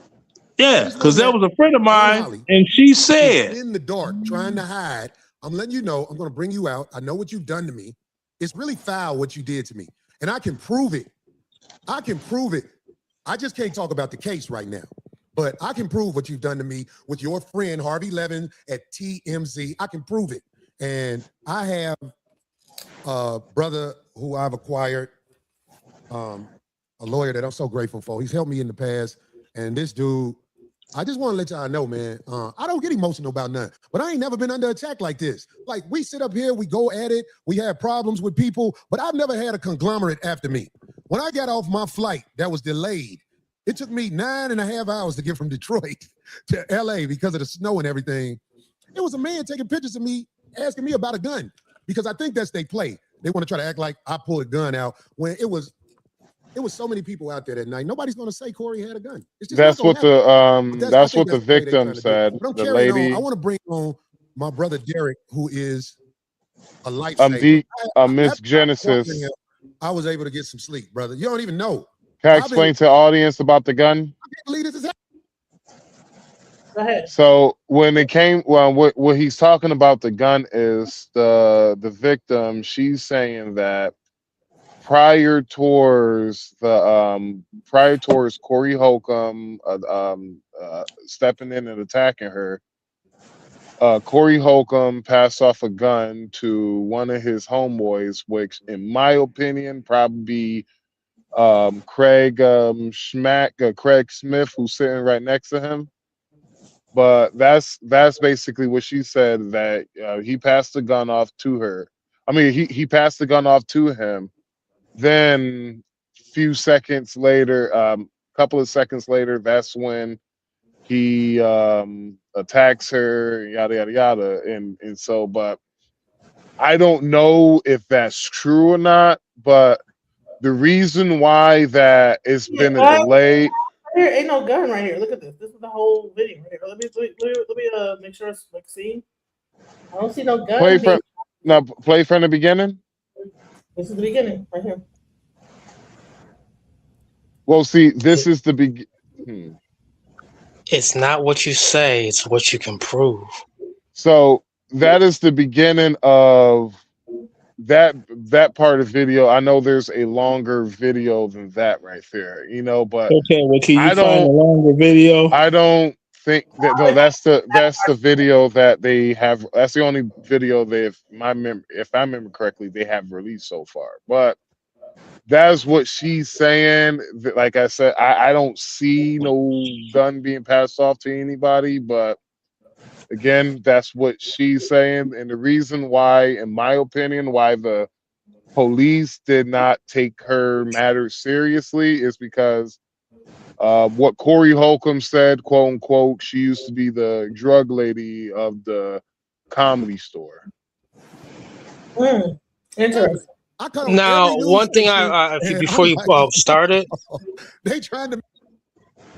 So when it comes down to these things, especially with the court systems, her lawyer, her attorney, the victim's attorney, they're going to have to pay for expert analysis for the surveillance footage and get it lifted, things of that nature.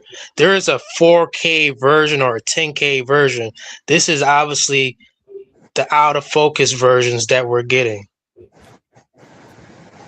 But trust and believe, he knows it.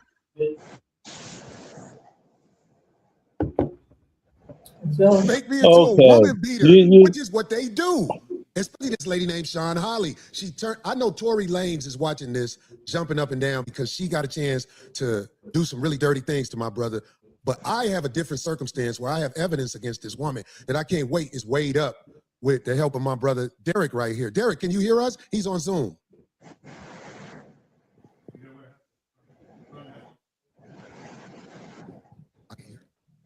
This is bad, people. If you ever catch yourself in a situation like Corey Holcomb is in, okay.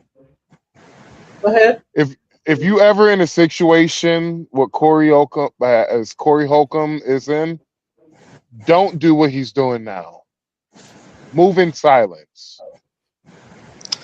Oh, don't talk about it on camera. Yeah, definitely. Don't do what he's doing right now. Yeah, well, Reverend Whoop-ass said I tell silence. you, me, niggas with money that do nigga stuff and lose their money, I don't give a damn about them niggas. Try being black for once in your life. This is, I say we should. I mean, he is just not just a lifesaver. He said, I'm a lifesaver. He's a lifesaver for me because he's such a great guy, client, and friend. And he called me. I mean, I literally was knocked out. He loved that money. He That's called me why. in disarray about these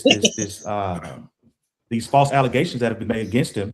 And his team today sent my office the entire client file. And I'm not going to get into any type of attorney-client privilege or attorney work product. But what I do know is that he may have a possible case for defamation against TMZ and others because, you know, from what I've seen, what they're saying about him is absolutely false. They're not telling both sides of the story, and it's a false, reckless disregard for the truth. And, you know, when you're out here buying news and reporting news, because that's what TMZ does, they buy news, you know, some of this news is going to be fake. And what makes news fake is where you don't go and research both sides of the story. There are public records that are on file that my client, Mr. Corey Holcomb, has a restraining order against this young lady. That was not reported, and that's a public record, and TMZ could have just pulled that up. So it's clear that there's much more to this story, and we'll get into it, you know, and we'll discuss a possible case. But I mean, this is clear defamation. It's false. It's a reckless disregard for the truth, and people need to be held accountable for it because Corey, you know, like he just said, you know, he had to almost cancel a show. You know, how many more shows will be canceled? Will he be labeled a woman? There's a video. Do we know what this young lady did to him? We're not condoning anybody hitting a woman. A man shouldn't be hit either. Nobody should be attacked. But one thing that everybody should receive is fair and impartial news reporting. And that's all that we ask for versus spewing. All this because of Anton Daniel and Corey Holcomb. So why do you think Well, so when Corey, like they did against me, I feel like You're right. You're right, like DJ Genesis. What you just said. Law and knowing this is crazy. All because Anton. What the hell is going on? Like because Anton Daniels came up because this video is like a year old. She said what she had to say. It then got swept underneath the rug. Anton Daniels get into it with Corey. Did she say, "Yeah, me too"? It's like the Me Too movement all over again. Like, what is the so what happened is and I remember watching the live the day after Corey Holcomb did that with his daughter and his wife and everything, right? And so Antoine Daniels, he one of the last things he said, he was just like, you know what, Corey, you know what, you win. You got it. You win. Whenever he said that, I had a bad feeling about that because ain't no man just going to bow down and like it's basic. It's basically like whenever he went, he was just like, I thought family was off. Like for me, I don't bring women and kids in the man situation, right? And so Antoine Daniels, and I'm just, this is me just guessing. I'm not, but Antoine Daniels in his mind is just like, I thought women and children was off limits, but if that's what you want to do, okay, I'm about to fuck your world up then. And so this is crazy. Antoine Daniels, he has the money to, you know what, I could bring up old shit because there ain't no rules now. Once he brought his daughter, TMZ in his pocket to where now TMZ is attacking Corey Holcomb. Like, nope. It's called It's called Antoine Daniels and Corey Holcomb. That one video went mega viral to the fact that they were talking about it in white spaces. And so it went like showed that video. We broke it down like the humiliation ritual that we actually broke it down even down into a metaphysical shit. And we were like, this is a humiliation ritual. Well, I ain't getting into all of that right there. What I'm saying is that is TMZ. What I'm saying is that TMZ already have had a hard on for Corey Holcomb because the last time what happened between Arian Spears and what happened between Arian Spears and Corey Holcomb. Oh, sorry, yeah, Zoe Williams, and he didn't like TMZ did not like the fact how Corey Holcomb handled that interview because of the fact that well, it was basically because of the fact that Arian Spears sued your dumbass, sued your ass about it, and you took it as like a fucking joke. And TMZ did what TMZ wasn't doing. They wasn't doing themselves a favor by talking about this because don't get like let's be honest. Arian Spears, he's not really a hot comedian like that. Corey Holcomb, he's not a hot comedian like that. No offense, but when was this Corey Holcomb's last special? Last time I remember a special was Shaq All-Star Weekend, and nigga, that was over a decade ago. They getting that cash money though, from them comedy clubs all the time. You said what? They getting that cash money from those comedy clubs all the time. Oh, yeah, for comedy. No offense, not like Corey Holcomb ain't making money like that. Maybe not like Aries, but Aries ain't making money like that. Aries is not hot no more. At comedy clubs, there's a total. There's a big total. Not, come on now. That's a total big not hotness. Do the math. Corey Holcomb makes 20,000 per show. Look, there we go. He makes how much? Yeah. For 1 hour, 20,000 an hour. Right. So I want to be clear. 20,000 an hour per show. Hold on. Can we all and merch? That's not including merch. Okay, can we do the math? This whole show on YouTube, he says ain't no money. I can guarantee you, he's at least making at least. There's money there. Yeah. Okay, can we do the math? Can we? Sure. On average, your comedy clubs that they got here and there, like the one in Atlanta, they have how many seats?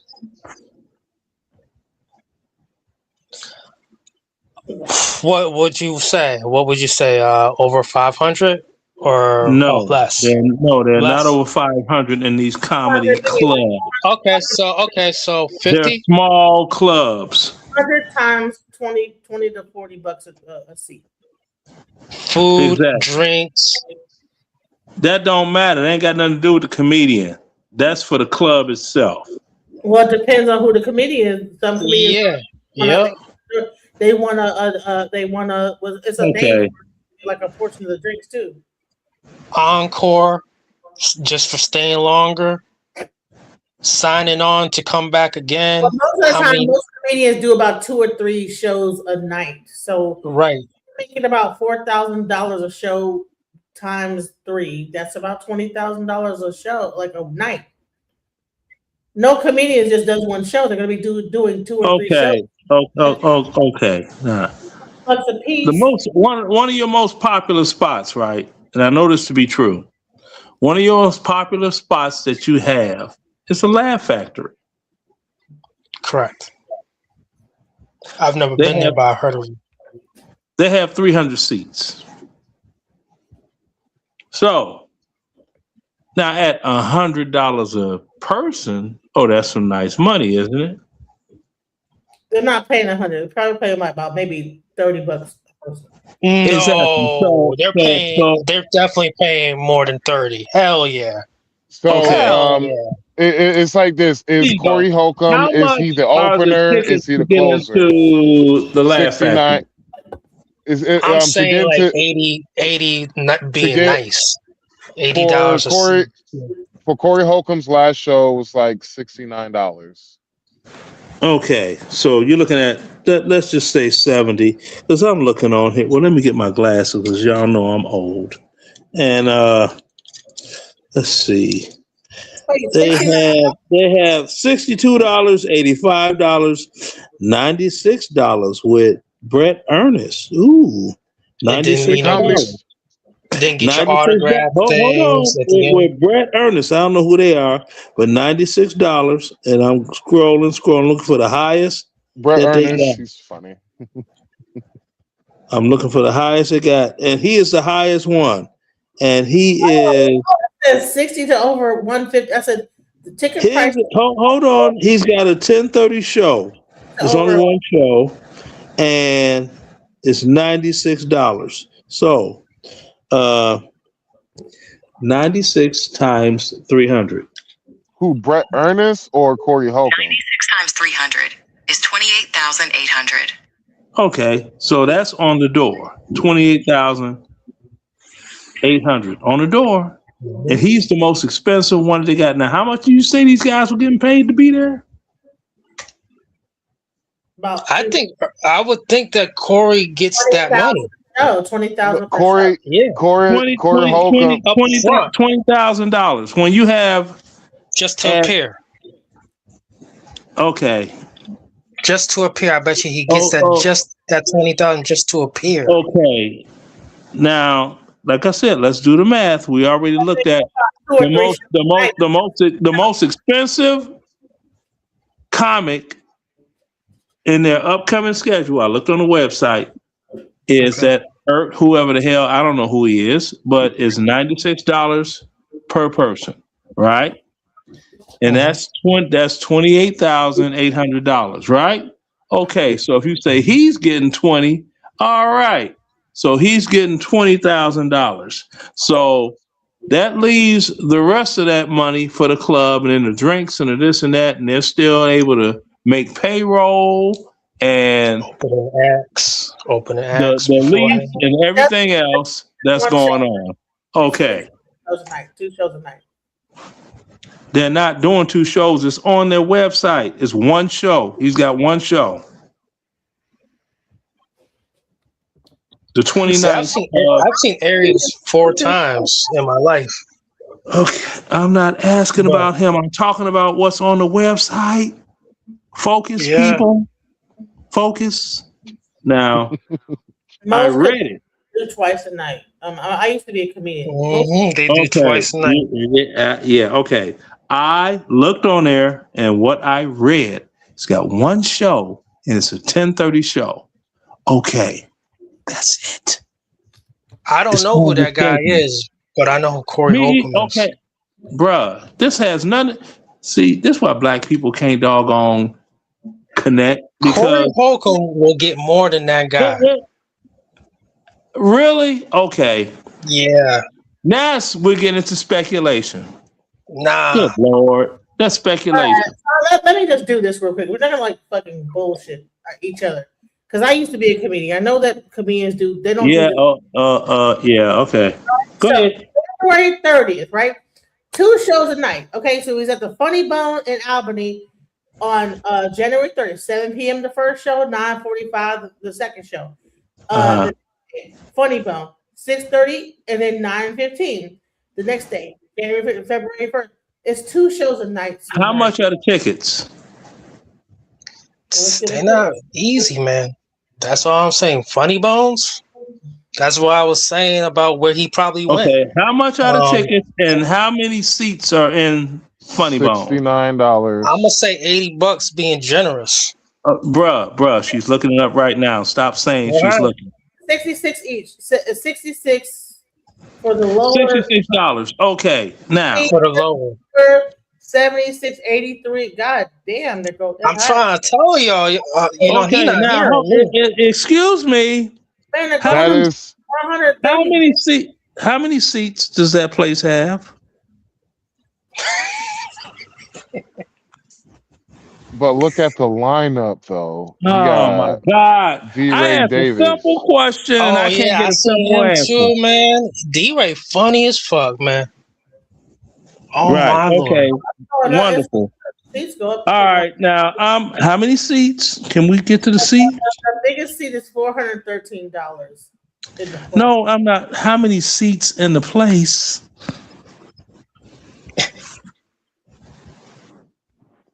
I don't even know. I mean, how many seats? How many seats are in Now, what venue are you looking at? Texas Trust? Texas Trust. Texas Trust Theater. I might need to find. I want to go to that place. There's some good shows coming up right now. Hell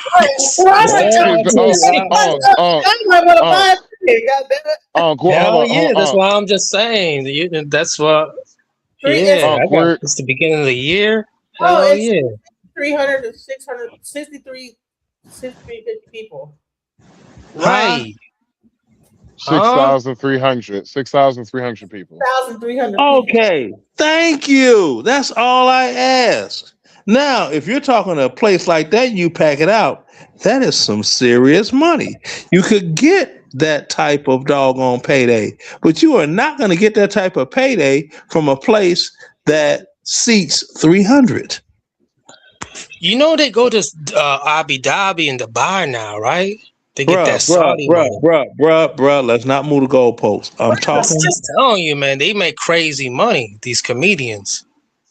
Okay, that's like house music DJs make crazy money and they don't. Not the black ones. He's well established. No, You're not getting that. Let's I just looked it up. How much does Corey Holcomb make? It says on average about 10,000 to 20,000 per gig. So if you go at the high number of 20,000 per gig and twice a night, that's $40,000. But he's talking about he's talking about the big shows. Like what you just showed, those are the big shows. But the problem is Corey Holcomb going to be? Is he the headliner or is he one of the openers? It don't matter. He gonna make 10 to 20,000 a night. No, it does matter. It does matter because if he's the closer, if he was the 10 to 20, so that means 10,000 if he's like at the Improv, 20,000 if he's doing a stadium. That's what it boils down. No, more like it would be more like 149 if he's a closer at a venue like that. Because you showed the April is basically the April Fool's comedy show. Yeah. On April 4th or something April 4th basically. So that is a that is a decent sized venue. A big venue would be like Madison Square Garden. You're making millions doing Madison Square Garden. Right. But that type of venue, he's probably going, if he's not the main headliner, if he's one of the openers, then yeah, he's making about 20. Well, he's going to probably make more because he does have some steam now because of the whole Antoine Daniels shit. And so he might make about 40 a show, like a big venue like that. But I'll be as a person who used to be a real big fan of Corey Holcomb, like, nah, he ain't. Yeah, I never got into him. He don't got the juice like that. I'm gonna give him a chance though now. He don't got the juice like that. He don't. Is he funny stand up, bro? Is he like he halfway decent? He does it. He for his, like I said, the last show that I seen Corey Holcomb, it was at Shaq All Star special that was worth the damn. And outside of that, he kind of has had the same act over and over again for the last 10 years. It's the same jokes, like same act, pretty much. Just he does it a different way. And even with that one, I don't even know how they paid.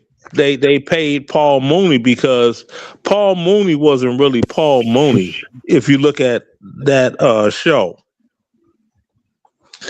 that All Star Comedy Jam or Mooney MC. Yeah. Look at Paul Mooney. Paul Mooney wasn't really. He wasn't prime Paul Mooney at the time. He was not at all. It's just like, okay, well, I'm here. They put my name on here. They didn't pay me what I want. I had to sit here and tell you some type of jokes. And I'm going to do the least amount of work necessary. I don't care if you laugh or not. And I'm going to get my check and leave. White people love Wayne Brady. He became an asshole at that time. His asshole state. And that's pretty much that, because there's like Paul Mooney, because Paul Mooney is Paul Mooney is just Paul Mooney. You don't even follow it now. Just say Paul Mooney. And when I saw that, I was like, then Monique tried to go into her thing. A booger bear. What was he talking about? A booger bear? It's like, baby, you don't want to get into a doggone Jonesing competition. Not with Paul Mooney. He will hurt your family's soul. I do not like how they treat. Someone like Paul Mooney, these people do that. Like they fucking with the fans. Like, if fans aren't laughing, did he see a couple? How y'all two meet? How y'all know each other? Yeah, I'm looking at all this stuff internet wise and this and that and everything that's going on. Hopefully this pushes a whole lot of situations into everyone just have to get regular jobs if they want to doggone survive in this great country of ours. Well, I agree with you on something right now. If you making that type of money, how you get in trouble like that? Come on. Easy. What you say, DJ? It don't matter how much money you give a nigga gonna be a nigga regardless. Here we go. With the evidence that we've presented to you, have you ever seen anything like this before? I've never seen anything like this. It's, what I saw in the file, everything is public record. There were transcripts taken in court, I think in 2024, if I'm not mistaken, of everything that occurred during the night and incident. So all they had to do was just go and check out the transcripts or look through the clerk's record and looked at everything that was filed and saw that this was just one big misunderstanding. It's not what they're making it out to be. Right. But the average person that's just out here in the world or in America, they're not going to think to go, let me go and pull the court records. Let me go and see if there are any court records there. We're just dealing with, the every average day, citizen.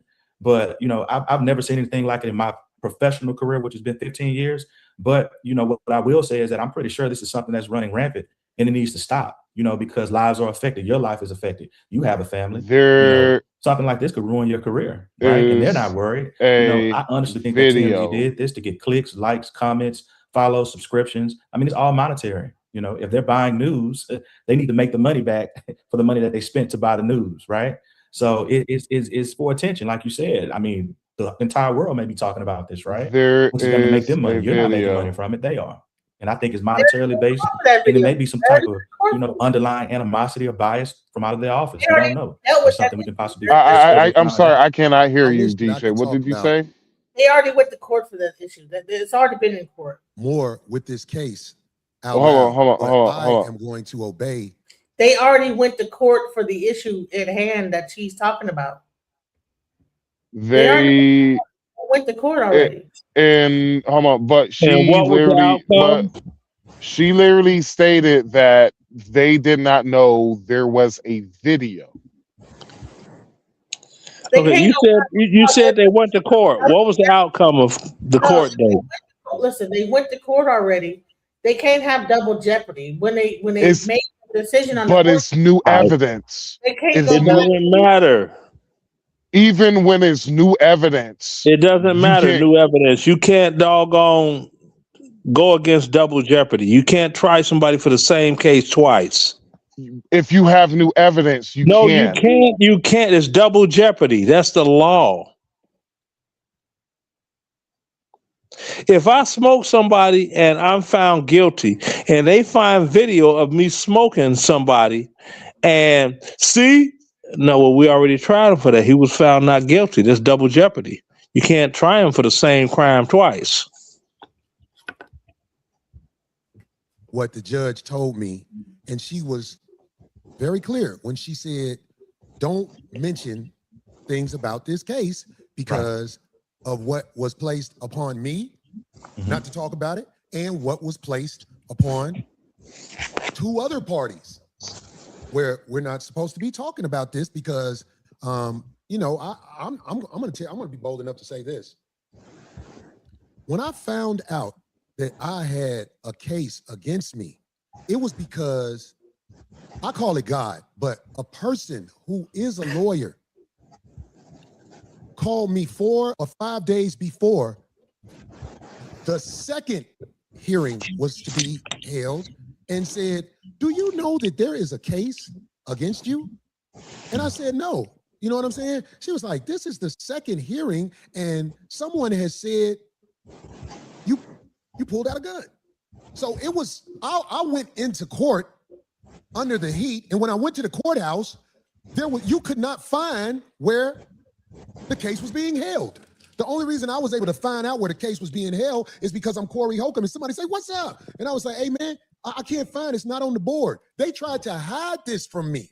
And this is what I tried to explain, but when I'm explaining it myself, it's not as effective as if somebody like you are explaining it. You get what I'm saying? So from the very beginning, like when somebody say they served you, that was forged. So I'm so glad you were bored. So now we can sweep through everything that happened, and we can find out why I wasn't the only one who was reprimanded, because that's not what's being said. The narrative that's being said is that like the guy who walked up to me at the airport. "So she said you had a gun." And I'm like, I see what they're trying to do, because from what I understand, you know, that might be a way to get things brought back up in another way.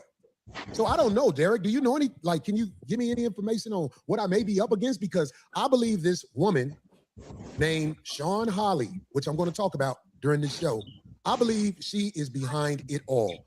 I do, because she was brought out in the courtroom because somebody made a mistake and pretended like Sean Holly was their lawyer. And the judge called her. And when you hear this phone call, Miss Sean Holly is going to have a lot of explaining to do, because I have proof of things she's done since she talked to the judge. And Sean Holly lied to the judge. I can prove it. If I couldn't prove it, I would be in hot water right now, right? You would. I would be in hot water. I can prove this crooked attorney lied to the judge. Real talk. So that's what I'm up against out here in California with people. You know, I get it. My voice is irritating to some people, but I've irritated some He shouldn't be doing these type of interviews. And you know what I'm saying? It's like, I'm just okay. Like I was saying before, like I was saying before, bro. And they have not gone to court. Took you on. I've read about all the things you've done to help people, man. Because Genesis, you don't mind if I pause it real quick? A lady, Sean Holly, talking about how she does this thing for a monetary. Yeah, like I was saying, they ain't go to court for us yet. They already been through court. But there's proof. It shows only a restraining order was Corey Holcomb was trying to file a restraining order against her. Does not show they had a legal case. Okay, this is a year old. So I'm like, why do we even care? Well, it's what's being talked about right now on some year-old meaningless. No. Well, it's based on the Anton Daniels situation. Based on the Anton Daniels situation, she's trying to insert herself back into something with Harvey leaving, and the rest of the Backdooria TMZ boys. So what? If it's already it's basically what in court. It's showing improprieties against her with it. You know what? Fuck it. Can the man in the high castle point one thing out real quick? How I found you. Go ahead. We all know what Harvey used to do before TMZ, right? Exactly. What did he used to do? I don't know. He used to hang outside that he was show divorce court and take people's opinions outside and this and that. He grifted until he actually caught on with the TMZ thing. You remember how he kind of brought that Puffy thing into where it was too. Before he even like went into trial, he was already canvassing like who would be the witnesses and all that stuff.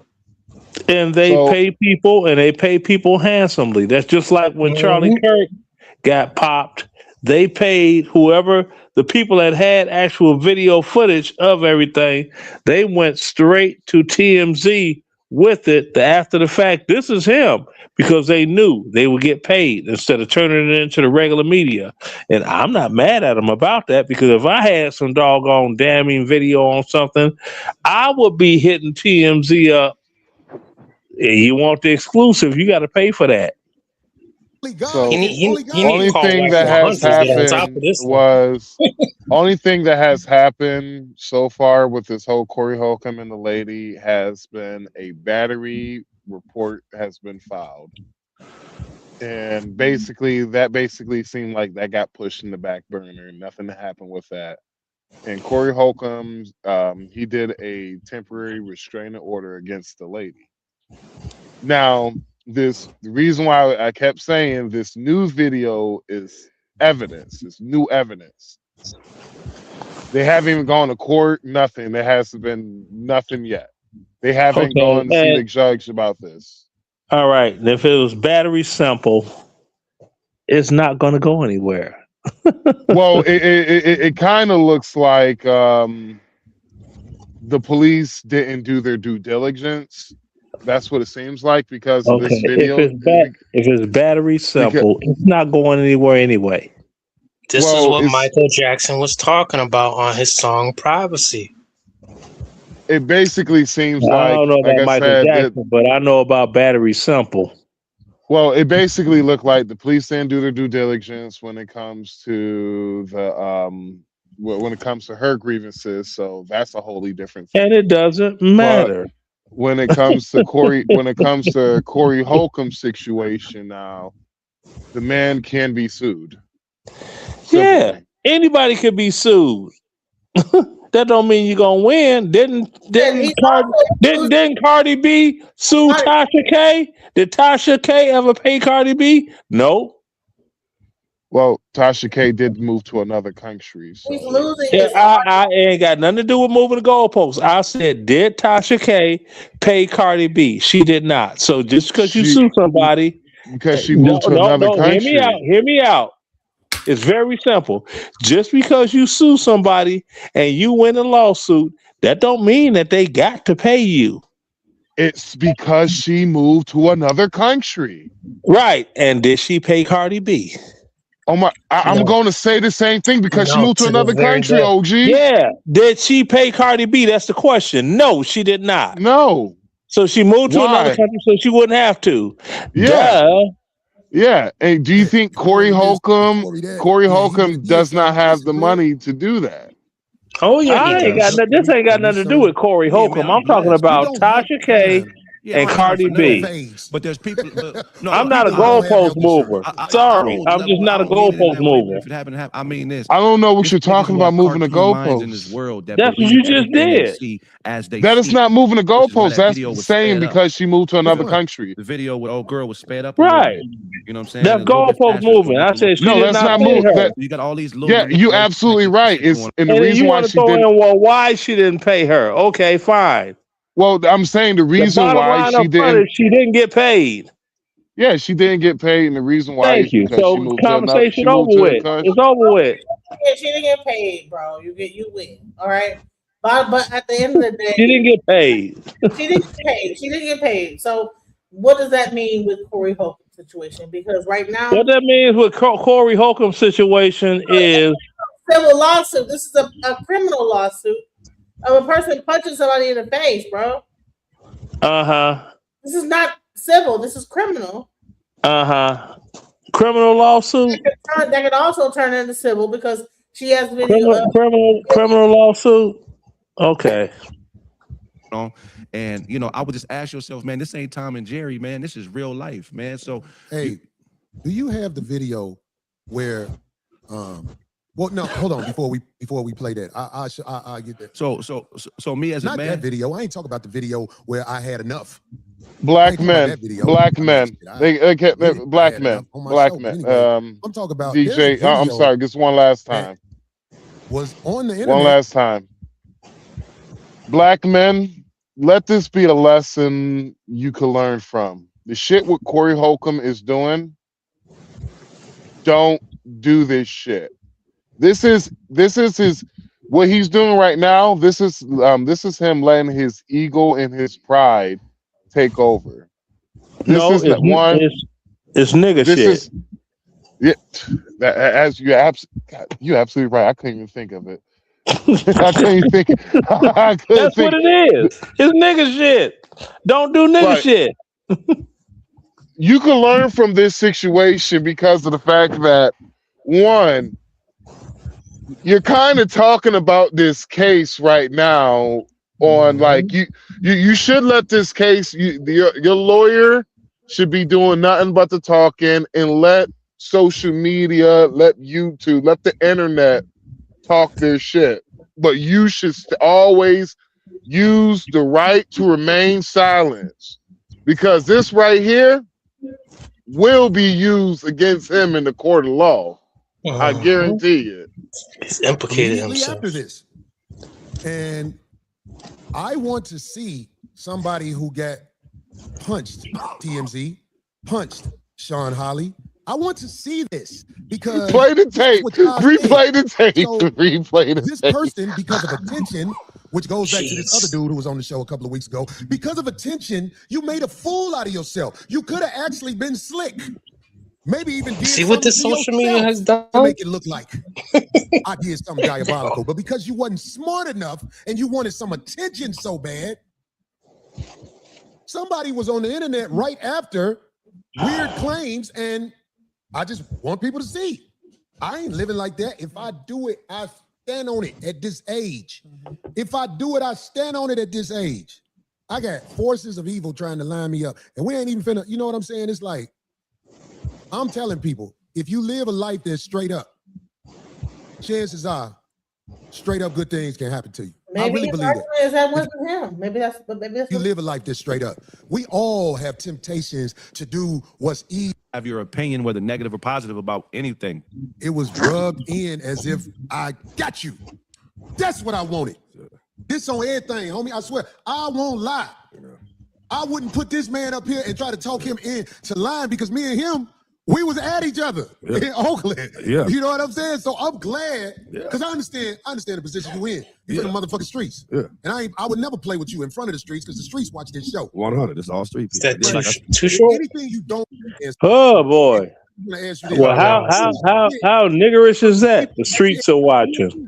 Man, motherfucker gonna tell me, oh no. I mean, got big, like it was on some fuck you shit, low key. Like, oh no, fuck that, no. You on the right side of God and Jesus and Peter and Paul. Like, fuck Paul, paperwork. Again, black man. Be seen what you did. Cookie Monster. Yeah, like look, we be around. Yeah, I'm like, y'all streets. Wait, What it really is. I understand that you coming here is bold anyway. But for sure. I will say this. Why the motherfucking, you know what I'm saying? Your Honor, you dig, was motherfucking trying to see what the homie was talking about right here. You can tell what happened. I can't, because you see what I'm saying? I can't give details of that. So I hope you'll tell that. So they asking me questions. She's like, did you see Corey do this? I said, no. But if you see me on the video, I ain't see a goddamn thing. I ain't see shit. So they asking more questions. I'm like, no, I don't know nothing like that. So during the time, you get the judge saying, hey, who you texting? Who you texting? So I'm looking at my phone, and this text coming through talking about say this, say that. And I'm like, whoa, hold on, bro. We don't rock like that. You got me fucked up. Say this. Come on, bro. What was she telling you? Telling me to say something about a pistol. Oh man. my like, God. This so what happened was apparently corny. somebody put the rumor out, and then they try to use me and say, oh, he was there because I stayed after the aftermath. I stayed the whole night. You know what I'm saying? I'm the first one on the block, last nigga to leave. I'm standing. Brothers, can we agree this shit is corny? So they start putting my name out there talking about. Well, one thing I can agree upon is I could never present this publicly because I don't watch nigga shit. They're trying to say that Corey Holcomb had a pistol out on the girl, and that's what they are going against. He never had a pistol. He probably did punch her in the face. he didn't have a pistol. I was like, yo, this is not cool. Like, so, what are you doing? so like, what she said, hold on. Like, that's not now, cool. this is what she said. What she said was, before that whole situation, he had a pistol out. He passed it over to one of his homies. Now, the problem is, it doesn't show the full video, and that's what scares me for Corey Holcomb, right? Because let's just say, clearly these niggas don't remember that much about that night. Probably because of the and because of the fact that doggone smoking trees. And so the lady, everything what the lady did say, it literally kind of it literally goes time for time with the video. I don't know what happened prior towards the video that we all seen him hit, but she literally said, I put my fingers up to his forehead. He stepped in and hit her. Now, she did say before that there was a gun and she gave it over. He gave it to his homeboy. Now, here's the reason why I say, black man, you could learn from this dumb nigga shit. Is the fact that I bet you was that boy. I bet you was homeboy right there who's talking is the private person he gave the pistol to. Wanted you to do it. When you didn't do it, they fell out with you. When I didn't do it, motherfucker got mad. And then, so that's what next thing I know, me trying to be there, being loyal to some people can put you in a fucked up position, right? Have you in a fucked up, I was loyal to the sister, you feel me? I knew it, but then it came to when this show came and they was like, yeah, you know what I'm saying? And he was right, you know, we chopped it. And he's like, yeah, man, testified on me. So my homies is hitting me up like, hey, bro, this you? I'm like, Tommy T, 15 years. Yeah, nigga, that's me, right? So next thing you know, I hit her up. I'm like, hey, let me get that docket, that court number, you feel me? So I could, you know, get the paperwork. Cause that's how we move around here. Man, motherfucker gonna tell me, oh no. I mean, got big, like it was on some fuck you shit, low key. Like, oh no, fuck that, no. You on the right side of God and Jesus and Peter and Paul. I'm like, fuck Paul. I need paperwork. What's going on? It's in the paperwork. Because you wanted it to be seen what you did I wanted in front of the motherfuckers. Yeah, like, look, we be around. Yeah, I'm like, y'all don't. So I'm up in the bag, then I'm getting dragged down here. So that's when I blocked on everything. I'm like, I can't fuck with you. I had your back. And then it even got worse because everybody see the video, they see the boy, boom, he, you know, trying to protect this girl. It got worse because he don't even fuck with it. Feel me? He got a restraining order on her, the whole nigga. They thought if she tried to get one on him. Wait, make sure, because I can talk about that. I just can't talk about my case. Yeah, no, he got to talk about what has happened to you know what I'm saying? Look, brother, man. If you see what I'm trying to do, I ain't trying to make you set it all out. Okay. But I'm trying to see how far we could go with it where it's still 100. Because you ain't doing nothing but telling the truth. Yeah. And I ain't gonna lie. I was still mad at you when I saw you in the town. Yeah. But I will say this. You didn't go for them people's script. No. We was in court. I was upset that I saw you up there, G. Yeah, I ain't gonna lie. But yo, you didn't, man, look, what you just said right here changes everything because TMZ tried to act like they got an angel who's been victimized, but that ain't what happened. Man, like I said, if me and bro got your back and you turn on me and him and he done threw punches. But who you talking about? Her boyfriend. Her boyfriend, he throwing punches. What's he do to him? Tried to call the police on him and shit, and then that didn't work. When the police came, they was talking to him. And so next thing you know, she came out there screaming and shit. And they like, what happened to you right here? It was like, did she do it? He like, yeah, they took her to jail. She get out. She got a restraining order, try to get one. So he got a restraining order on her. They ain't even cool no more. How motherfucker rock for you when you turn on niggas, man?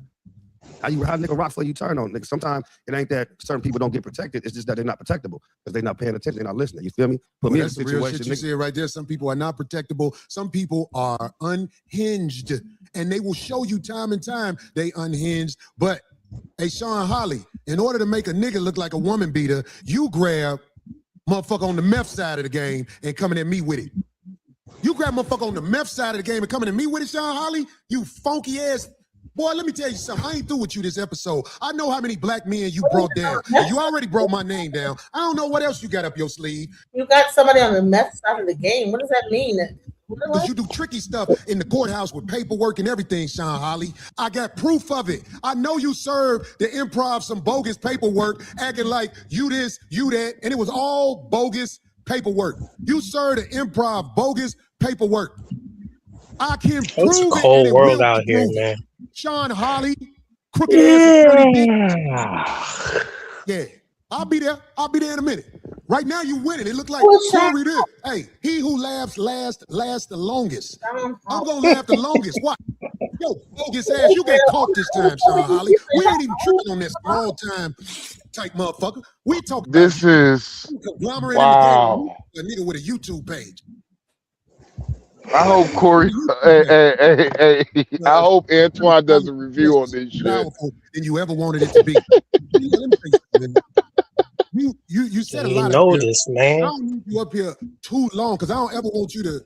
I ain't trying to bring the heat on you because whatever happened with me and you, I am not phony. I ain't tripping. It's how it goes sometimes, but they never expected you to be here.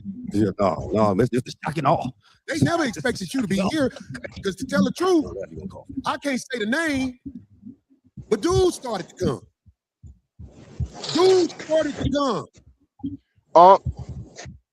You was right, when you said it's some nigga shit. Hey, because let me tell you something, I can't even argue with you, bro.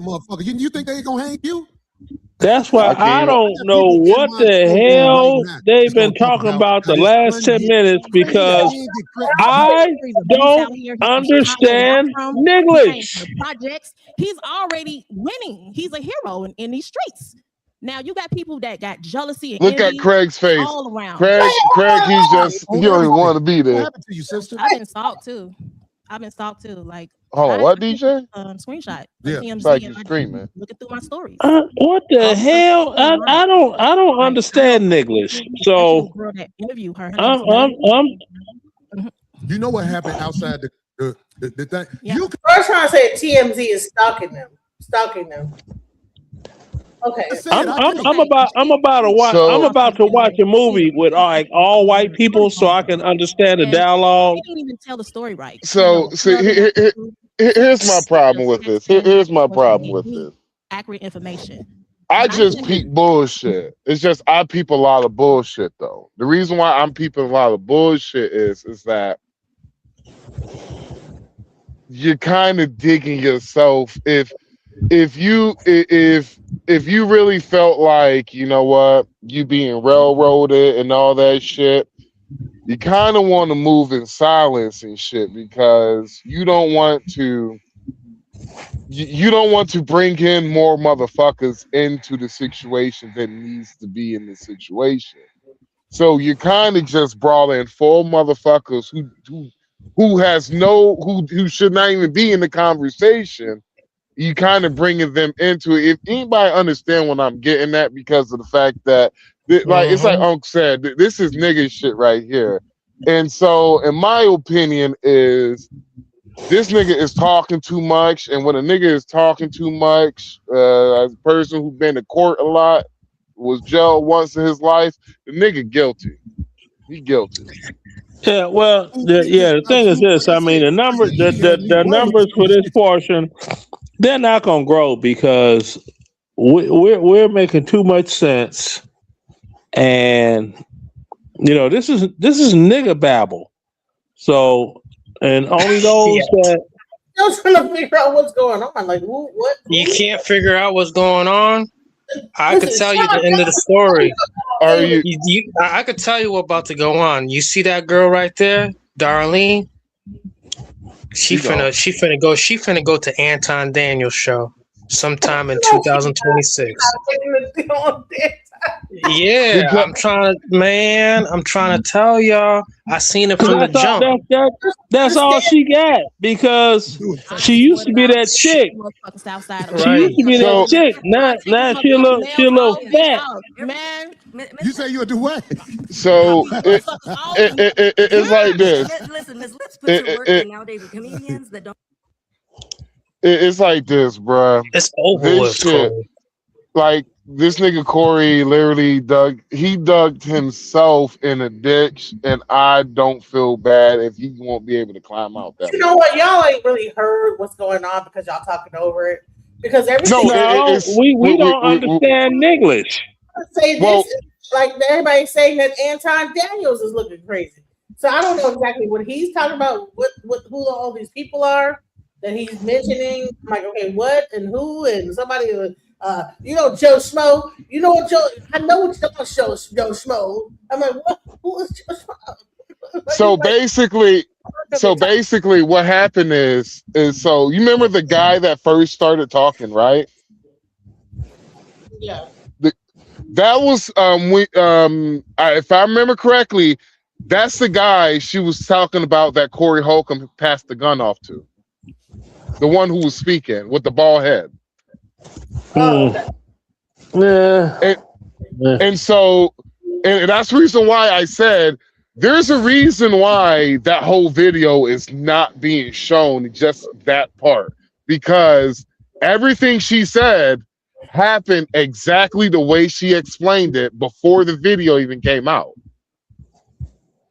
And so Corey Holcomb, basically the guy she was saying that he passed the gun off to, I'm thinking it was Craig, but it's actually Homeboy who just talked. That's the one who he passed the gun off to for allegedly what she said. So, like I said, it's nigga shit. It's basically. I would have never thought about that until he's basically started talking about like this shit right here. I would have never put two and two together. Yeah. Why do you think of so many niggas in jail? And the fact she talking about she was right here. Oh, that really made me mad. Do you believe any of that shit? Like, you can't replace all that shit. The first lady of 5150. Excuse me. That's so cute. Anyway, but no, and now people are trying. But let's talk about that for a second. No, go ahead. I'm sorry. Go ahead. Some stuff can trickle off on certain people, even though I was never there. I don't know. Yes, people are like, oh, but you're still a woman and you're on the show. Yes. Listen, do I condone how he reacted in that moment? Absolutely not. Is this man crazy at times? Sometimes to me, asshole. Sometimes he can be an asshole. I've known this man for 16 years, and I do not condone what happened in that decision at that moment for him. However, anything for that paper, darling. I don't know if anything for that paper. For 16 years. Yeah, especially since she's fat now and nobody knows who she used to be. He says is crazy. Is his comedy right? Is a certain taste, yes, but people, why are you around him? I'm not gonna go by a. Hell, look at how she started out. That picture on the Power album. Duh. Yep. That tell you what she's about right there. Smutzilla. Show that picture. I haven't seen it before. So I say on the cover of the album, Ice-T's first album. She's on going to bring up the Corey Holcomb because he Damn, is looking up. I sent you the clip today. We don't gotta go into all deep elaboration, but from a legal blackhead whitehead thing we were talking about before. You told me not to get into it because of YouTube. Who are these? Who are they? So this is legal. This is your legal expertise. I can't even see who it is. So let me just do a little bit of explaining. I'm not giving anybody any legal advice. No. I think the guy in the black hat won. We're not talking about what happened. You got Dana's fat ass up here. We did another video. So we get some fun size females commenting instead of fat girls. It doesn't make any difference. Some loud ass New York chick. Oh my God. I'm trying to like play this video. Y'all just want to talk. Let me just let y'all talk. Goddamn. Okay, thank you. I'm like, you got Dana, doggone. Her ass needs to be in Planet Fitness somewhere, getting the bacon off her back. And you got Darlene, whatever her name is, on Corey Holcomb. She's ovulating powdered eggs. Played out. It's like it's just niggish. I just this is stuff like this. I'm glad that I don't have to look at niggerific stuff like this to make me feel good about myself. I just wake up feeling good anyway, because they're horrible people. It doesn't matter how much money they got; they're still niggas. You can't de-niggerize somebody with money. They're gonna be what they be, and then they're gonna crash and burn. Mystical was getting it in. Where you at right now? Locked up, they won't let him out. A nigga. Yeah. And how many chances, how many opportunities can you count for Mystical? He went to third ID. He was in third ID when he went to Desert Storm. So I'm like, not only that, You a doggone U.S. Army veteran, war veteran at that. Even though Desert Storm only lasted 100 hours, but I mean it's still a war. So, Leonard, you got somebody in the comments saying, are you saying the lead attorney is gay? Oh, he's extra gay. He ain't just gay. Jamie is extra gay. The lead attorney? Yes, Jamie. Oh, you called him lead attorney. His name is Jamie. I want you to picture this, brother who's speaking. Brother who's speaking, who asked that question about the lead attorney. Bald head, no whiskers in his face, grown man. Think about it. Hangs out at Club Mix religiously. MIXX.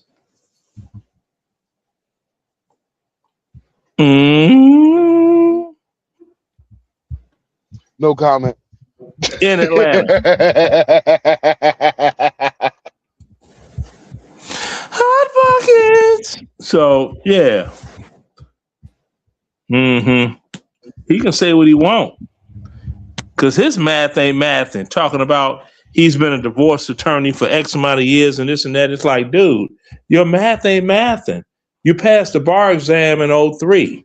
How you been a doggone attorney for 20 years in 2017 when you didn't pass the bar exam until 2003, and the highest position you ever achieved was an associate attorney, which is one step above a paralegal. He wasn't even an just attorney like Dr. Richie. He wasn't even an attorney that talked in court. He was the gopher. Go get that paperwork for me. I'm gonna just say this for the record. If any of you bitches on the internet come after me, just letting you know I'm a complete crash out. And you will find out by looking at me, looking at my history. I am a complete crash out, and I will crash out on you. You do me dirty how y'all be doing these niggas up here. I don't care. I get so ignorant with it. Man, I get so ignorant with it. I say the most, and they be like, "What the hell?" Like, had this guy talking all wild. I was like, "Well, it's rumored I'm a trisexual. I might want to try your little ass out. What size jeans do you wear?" Dude went, "What the fuck?" He lost it. He rage quit. I was like, "Bro, I'm subject to say any damn thing. I don't give a damn." Well, now, I'm not going to say anything about anybody's children. I'm not going to do that. Shit. I'm not going to do that. Yeah, I'm not going to do that. But these dudes be on the. I'm like, okay, yeah, keep on talking here. These celebrities, they trying to push this NDA stuff, the non-disclosure agreements on people. Try to let her read. I've been straight all my life. Max Power's been straight all his life. But you bitches try to dox me and come after me, just let you know I'm a crash out. I don't care about living too, nigga. So yeah, we do these. I mean, I tell them they can whatever they want to do. Me, I'm like, okay, come on, I tell them, show up at my front door if you want to. Yeah, just make sure my grandma leave this earth out here. No, I ain't worried about that. I'm like, show up at my front door if you want to. You're gonna get more than you bargained for. I want her to know how much of a fuck up I was. You gonna get it. You gonna end up more than you bargained for. I'll be like, I'll make a deal with you. You want to meet Jesus, or you want me to doggone ramrod you? I am like, oh, you got to think about it. You can't compete with I say the wild into the wild. I don't give a damn. I'm like, shit. You can't compete with my fuck ups. When I fuck up, I fuck up. I fuck up big. So well, I fuck up, I fuck down, I fuck all the kind around. I got fuck covered. I got full man, Leonard, man. Daniels for some. What's your YouTube channel, You Leonard? would believe that the What other is your people that he's YouTube engaging It's channel, called man? debates with What the are hell not is that? as It's called intelligent Mega as he Band. is. And so one of the advantages that he thought he had with engaging Corey Holcomb was that, number one, he had better intellectual framework than Corey Holcomb. He had more poise and more intelligence than Corey Holcomb. He also believed that Corey Holcomb could not go blow for blow with him. And this was stated not only on the actual podcast, but after the podcast. And this is how we know that Anton Daniels believes he is more equipped than Corey Holcomb is. War. That's all I'm saying to you. I understand everything that happens when it happens.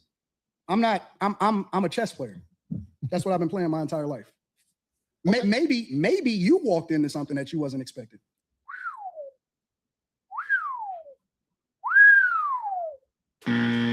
Now, I wish you could examine this look that Corey Holcomb is giving him right now.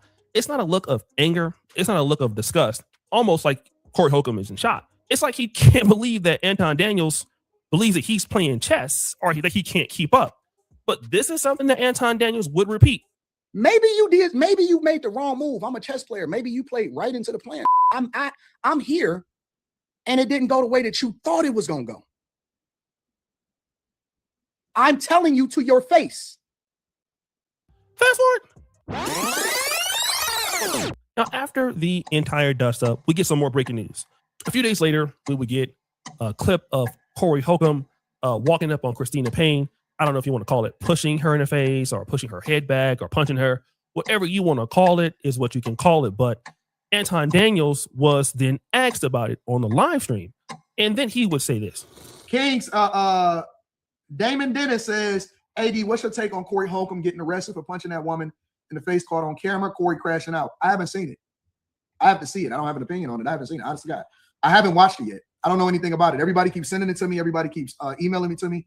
So he would say he hasn't seen it. He doesn't have an opinion on it. And once he gets an opportunity, he will go ahead and comment on it. And eventually, Anton Daniels would do so. If you guys are on Twitter, Anton Daniels is doing a whole bunch of tweeting and deleting. I don't know why he's doing that, but he is doing it. And so he did actually review the footage. He says, nobody hates black women more than a black man who puts his hand on one while his friends watch. Woo! To think there are monsters who actually cheered him on while he attacked my family and underage daughter is sickening. Active fathers, protect your children from the Corey Holcombs of the world. Woo! Now, again, this is different. Obviously seems like his temperament has changed from this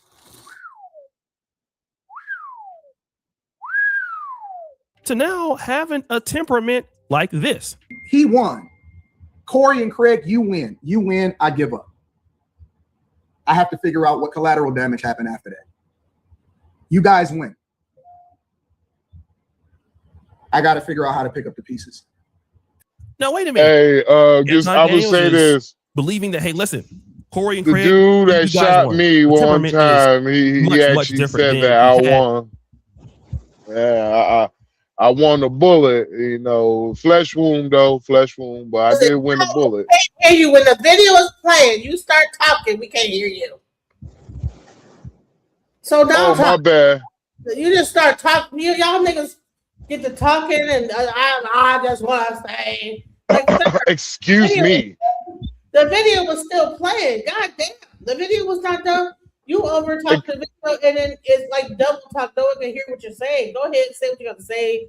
Your story, what you want to do. Go ahead. Well, for once, ma'am, I am no one's nigga. I am a dark beige man. Whatever. I was fucking with you, DJ. My bad, DJ. My bad. I shut the hell up. I'm like trying to play the video. Well, I just want to tell you my life story. Like, bro, nigga, I'm just trying to show. Well, maybe it's we don't give a shit about videos. No, it ain't about what you give a shit about. I'm trying to show you. Listen, I'm looking at the numbers. Listen, I'm looking at the numbers. When y'all get to this talking about random shit, the shit goes down. I know you're doing it for the numbers, and that's cute. Yeah, but you know, maybe if you had a one-on-one interview. Shut up. Go ahead. Tell your story, Max Powers, about whatever the fuck stupid shit you about. I am Dick Dastard. Go ahead. I don't got no story. I'm done. I'm sorry. All right. When he was going around on a world internet tour, talking about how he's going to beat up Corey Holcomb, pulling up on everybody's podcast and live stream for the whole last week. But then Corey Holcomb would respond to all of the criticisms from Anton Daniels, and he would do it in a real interesting way. It's gay. I'm gonna tell you right now to your face. Listen to what I'm trying to tell you, man. You want to talk about everybody else, wife, kids, and everybody, but when somebody say something about you, y'all got to go to therapy. Damn. But wait, there's more. Our chicks was looking dusty as right, and so I'm looking at these women, and the women's breath saying the kids is dirty and nasty. Kids is dirty and nasty. Hey, look here, boy. I'm gonna give you an out. You leave me alone, I'm gonna leave you alone. But if you don't, it's gonna be more monkey business.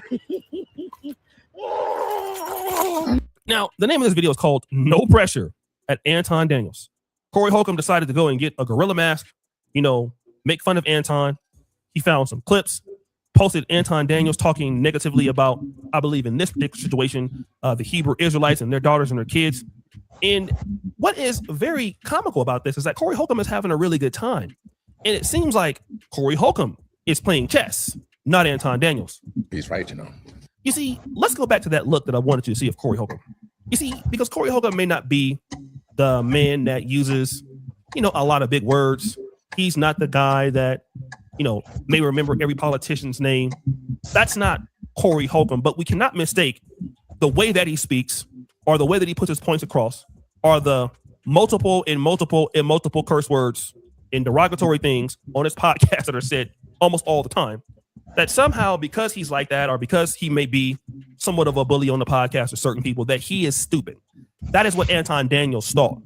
The real reality is that Corey is very intelligent. He understood the play at hand. Now, I wouldn't have ran this play. There was a reason why Corey Holcomb did what he did. He even talks about it. He went after Mika to break down Anton Daniels' defense. He then went after the daughter to break down Anton Daniels' defense. He went after the wife to break down Anton Daniels' defense. Now, he doesn't have any problems with any of these people. But again, it's chess and not checkers. And it might not be the way that you want to play chess, but he played it that way. And the reality is that Corey Holcomb looks at this like it's just another joke. Now, it might not be a joke to you, but this is how he sees it. He doesn't take any of this stuff with Anton Daniels personal. He's not going to lose no sleep at night. It's almost an evil genius thing to do. And it's wrong to a certain degree because to go after somebody's wife and daughter and all of that. But hey, I know Chicago comedy guys. I was very close friends with a guy here on YouTube by the name of Sinful to P. And it was very similar. He would talk about you like a dog. And he would think nothing of it. It would not be personal. There was nothing that you could say to get him off of his shit. There was nothing that you could say that would make him mad. You couldn't bring up anything against him. He was almost, you could not penetrate his soul, but he could penetrate yours. And many people thought that they had a one-up on him, just like they thought they had a one-up on Corey Holcomb. But the reality is that Anton Daniels got beat at his own game, and he got beat in a day. And this is what I want to tell everybody out there that believe that they have more leverage than what they do. You don't. Woo! There is always somebody more talented than you, brighter than you, and they can get you to play their game.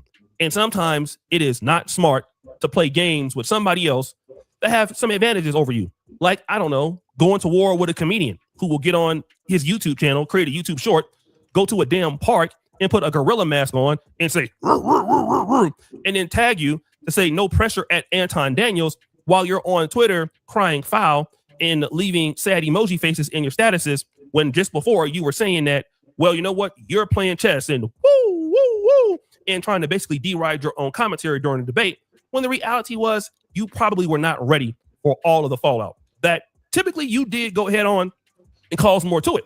And so this is the reality of all this. Now you're crying, and I do feel bad for what happened to the daughter. I mean, he did say that the daughter had to get pulled out of school, but it's not like people are looking to give you sympathy because simply you said that you play chess, when in the reality, you're not playing anything. You're just playing yourself. And people get beat like this all the time. We see it in sports. We see some team that believes that they're more superior. They're not. And again, when you're walking into somebody's backyard, literally beefs, roasting, being problematic, that's something that doesn't hurt you. Like, You can't, like, let me just say this for certain content creators or certain people here online. There is nothing that you can say to them about them that will hurt their feelings. Like literally, Corey Holcomb has dissed his own daughter from whatever grievance they have online. Ex-wife, his son. I mean, I've heard him, like, he has cooked his own family member. So, like, once you're dealing with a person like that, there's no reason for you to go and beef with them because that person cannot be dealt with. I mean, beefing with people on all fronts. I just didn't understand why the guy did it. But hey, I guess he thought he was playing chess. Again, and this is going to go back to my larger point. Anton Daniels is a good businessman as far as on content, how to make money online. Anton Daniels, in my honest opinion, that's where it probably stops. Now, he has probably a lot of money. He may understand real estate. But again, that's probably where it stops.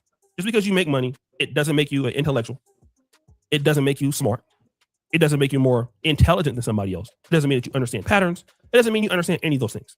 And a lot of guys believe that because they're successful and other people are not as hardworking or motivated to make money, then they're stupid. Well, there are a lot of people who are not motivated to make money and don't care about making a lot of money, but they're brilliant. And you do not want to go to battle with them. You don't want to debate them because money is what you're concerned about. But money is not what everybody else is concerned about. And too many people find themselves where they think that money is everything. And because they have that, they have an advantage over everything. When you just have the advantage, probably here on YouTube and whatever else you're doing, you probably don't have an overall advantage or absolute advantage. And this is a key. This is exactly what happens when you lose the chess match that you started. So guys, what do you think? It's your boy O'Shea D. Jackson back at it again with another episode of The Celebrity Junk. I appreciate your follow that you discovered the bell. We're out.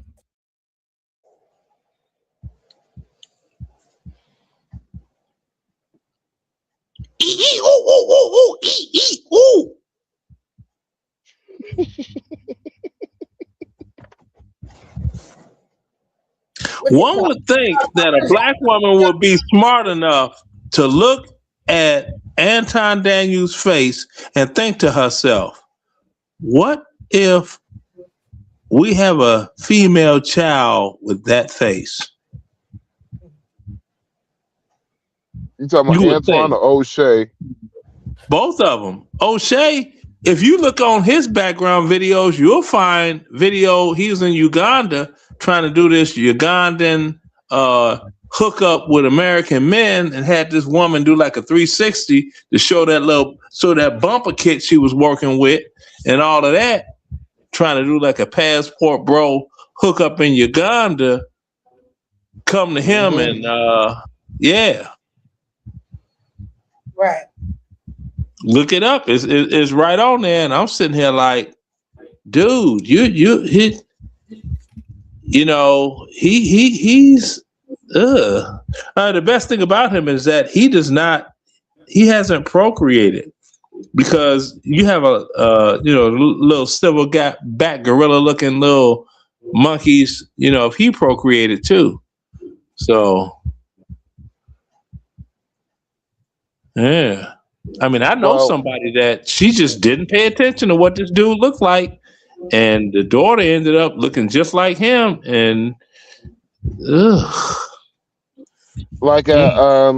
if Corey Holcomb was playing chess or checkers, my thing is in the middle of his life when they put the picture of Antoine's daughter, why get mad? Shit, wouldn't you be mad if your daughter looked like that? I don't know if you got a daughter, but if I had a daughter look like that, I'd be hiding her. I'm done with you, sir. I would change religion to Muslim, so she got to wear the full burqa. That face, Lord. I'm done with you. I can't do it because I flip the camera and be like, look, this is what the women in my family look like. Dateable, wifeable.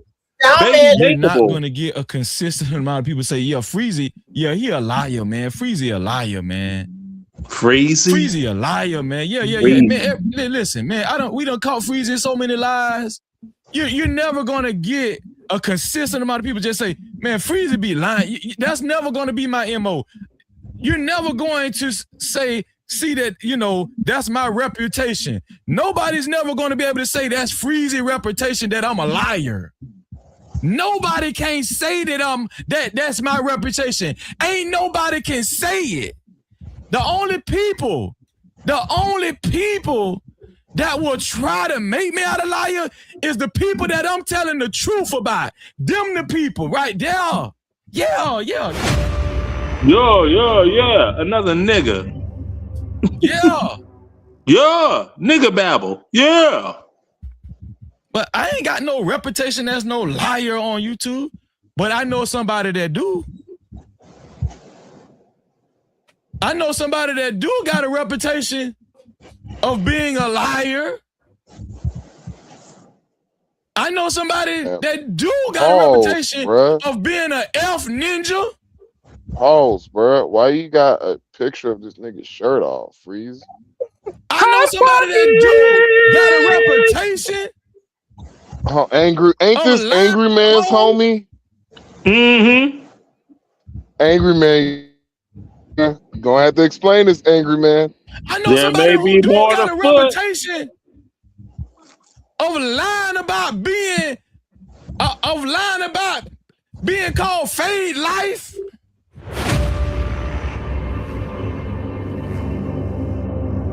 Freezy sound like Skeezy today. The devil is a liar. No captivity. Hot pockets. I ain't got no reputation of being no liar. Don't put that shit on Freezy. Hey, hold on. Time out. Reputation of being a liar. Time out. Why did, whenever he said, I don't have a reputation of being live, but he just looked up left. And let's see who got a reputation. That is a clear sick. Oh, my bad. Lying. You can't try me, no captivity. I'm willing to bet. What the hell? His wife He's showing Anton's titties. And she was asked, why are you showing titties? Anton, does your husband have a reputation of being a liar? Why are you showing man titties? She gonna say no, but she gonna fail. No captivity. She gonna say no because that's her husband and she gonna take up for him, but she's gonna fail a lot of tests. Damn. It's bad when your wife know you're a liar. When people around you know you lie. Even the people around you know that you lie. I think of them glasses. The people that's on your panels know you lie. They know you'll do anything to impress women. They know you're a flaw-ass ninja. They know that. Hey, even Leonard, the people around you know that you're a flaw-ass ninja. You remember me, myself, and Irene? That you be flossing. I've been flossing on that candy damn, look it up. Oh, and drink, sip and drink, everything. I'm Benny Snake Eyes Wilson. I can count the dice before they start rolling. Shit, he can see everybody around you know that you be lying. He can see the inside of an airplane at 14,000 feet altitude. It still be people taking off of this cloud, dog. No captivity. It still be people taking off of this cloud. For the thug. They still be it still be people. Why he jumping up so emotional? Anton on his nuts, regardless. Yeah. Why? Because he's supposed to know about finances and money. He doing he's been able to lie his way into some money too. Is that sign language for? That's why y'all can't tell the man the truth. Is that sign language for roast me up the rump? Man, y'all some soft ass ninjas, dog. Takes one to know one, some don't soft ass people out here, dog. Ooh, he's so supple. Get that throat wet. Go ahead. We know what he's gonna do next. No, shut your ass I think the internet was invented for people like Anton. If I was in front of Anton and he disrespected me, I ain't finna be like Corey. I slap the piles out his damn ass. Right. Before or after he ghetto gagged. If we was in front of each other. It ain't finna be no talking. It don't be no talking.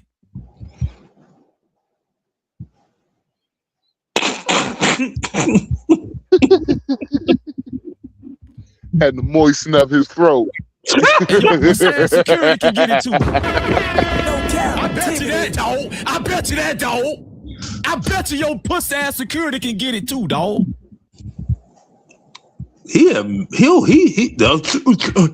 moisten that.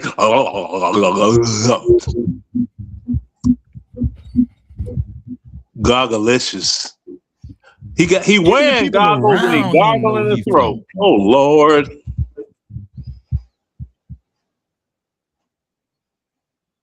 You don't believe me?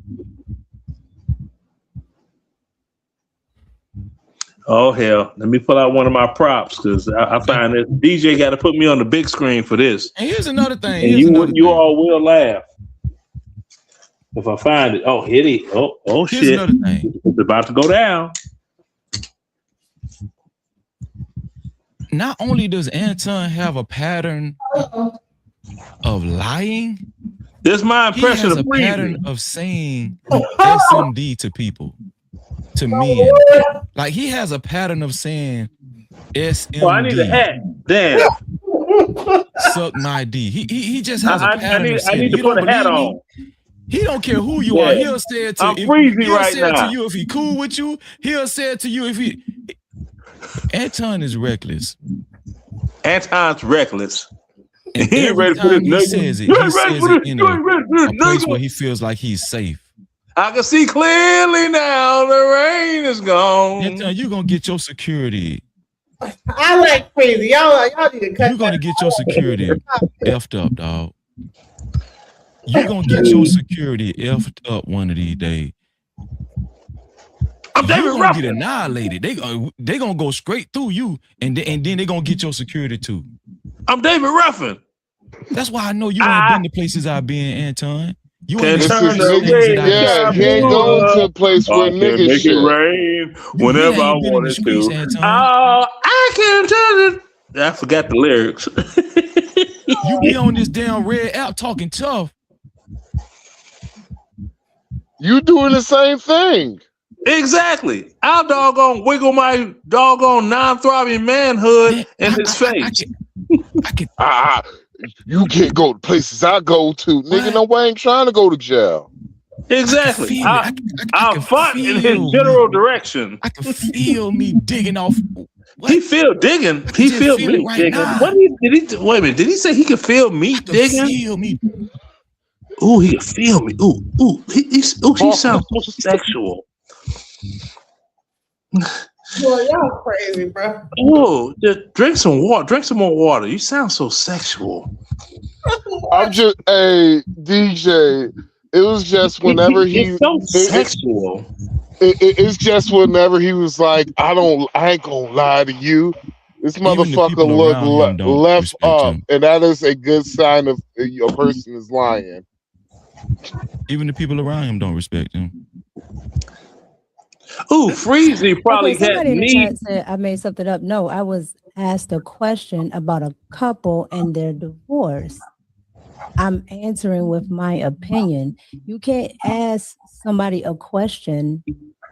Now what is this? No, I'm not talking about quitting. I'm just saying in the chat. I'm saying it. You have on the case and you're being sad. Oh my goodness. Hairhead Hooligans Incorporated. Lord. I didn't tell anyone I didn't tell anyone they were wrong. I respected Mika's opinion and I asked her a question. That's it. Hairhead Hooligans. I don't know what you do, nigga. It's your normal, nigga. So what the fuck? Why all these niggas got hats and beards? Anton said, they pretending they brothers. Ninja, your normal is being sassy. Now all his homeboy, right? said was, "You known for that, Anton. You known for that." He said sassy. Said, Ninja, you known for being sassy. He said it again. Look at him. He quick to violate, man. Hey, listen, anybody that come in the chat, just get them up out of here. Anybody that come in the chat with some old crazy Anton shit, just get them up out of here. Don't even let them live. Don't let them breathe. I'm about to find his. You ain't gonna be on your best behavior and act like you got some sense. Get their ass up out of here. I'm gonna have to find his YouTube. His YouTube channel. I'm not gonna leave. If we want to talk about normal. I'm gonna have to find his YouTube channel and listen. Hit Let the him like know how button if you're watching. sexual he Please hit sounds. the like button. Hit the like button if you can. Please hit the like button. Shout out to the 181 people that hit the like button. Hold on, let me do this because we gotta read some more super caps. Hold on, y'all. Super chat. Shout out to So is he gonna keep his word this time? Or is he gonna lie? Did he just say it for the cameras? Is he lying again? If Both of for them once in niggas his got- life he's gonna keep his word and tell the truth? Hey, Landon, both of them niggas got thick ass glasses. Man, all three of y'all got For thick once in ass his life, glasses. is he really gonna try to be a conservative Christian? 3 blind mice. There they go. 3 blind mice. Don't nobody see through this bullshit. Bro, you need to put some chapstick on Is the it lips, Jeff? bro. I'm saying, He completely. Am He I on needs. an island by my damn self? I mean, I'm just No captivity. I'm just saying, like, is it just me? That dude needs to spray his lips down with doggone Carefree Curl moisturizer. No, he need goddamn Lubriderm, nigga. That old school, that Lubriderm. He need shea butter beeswax.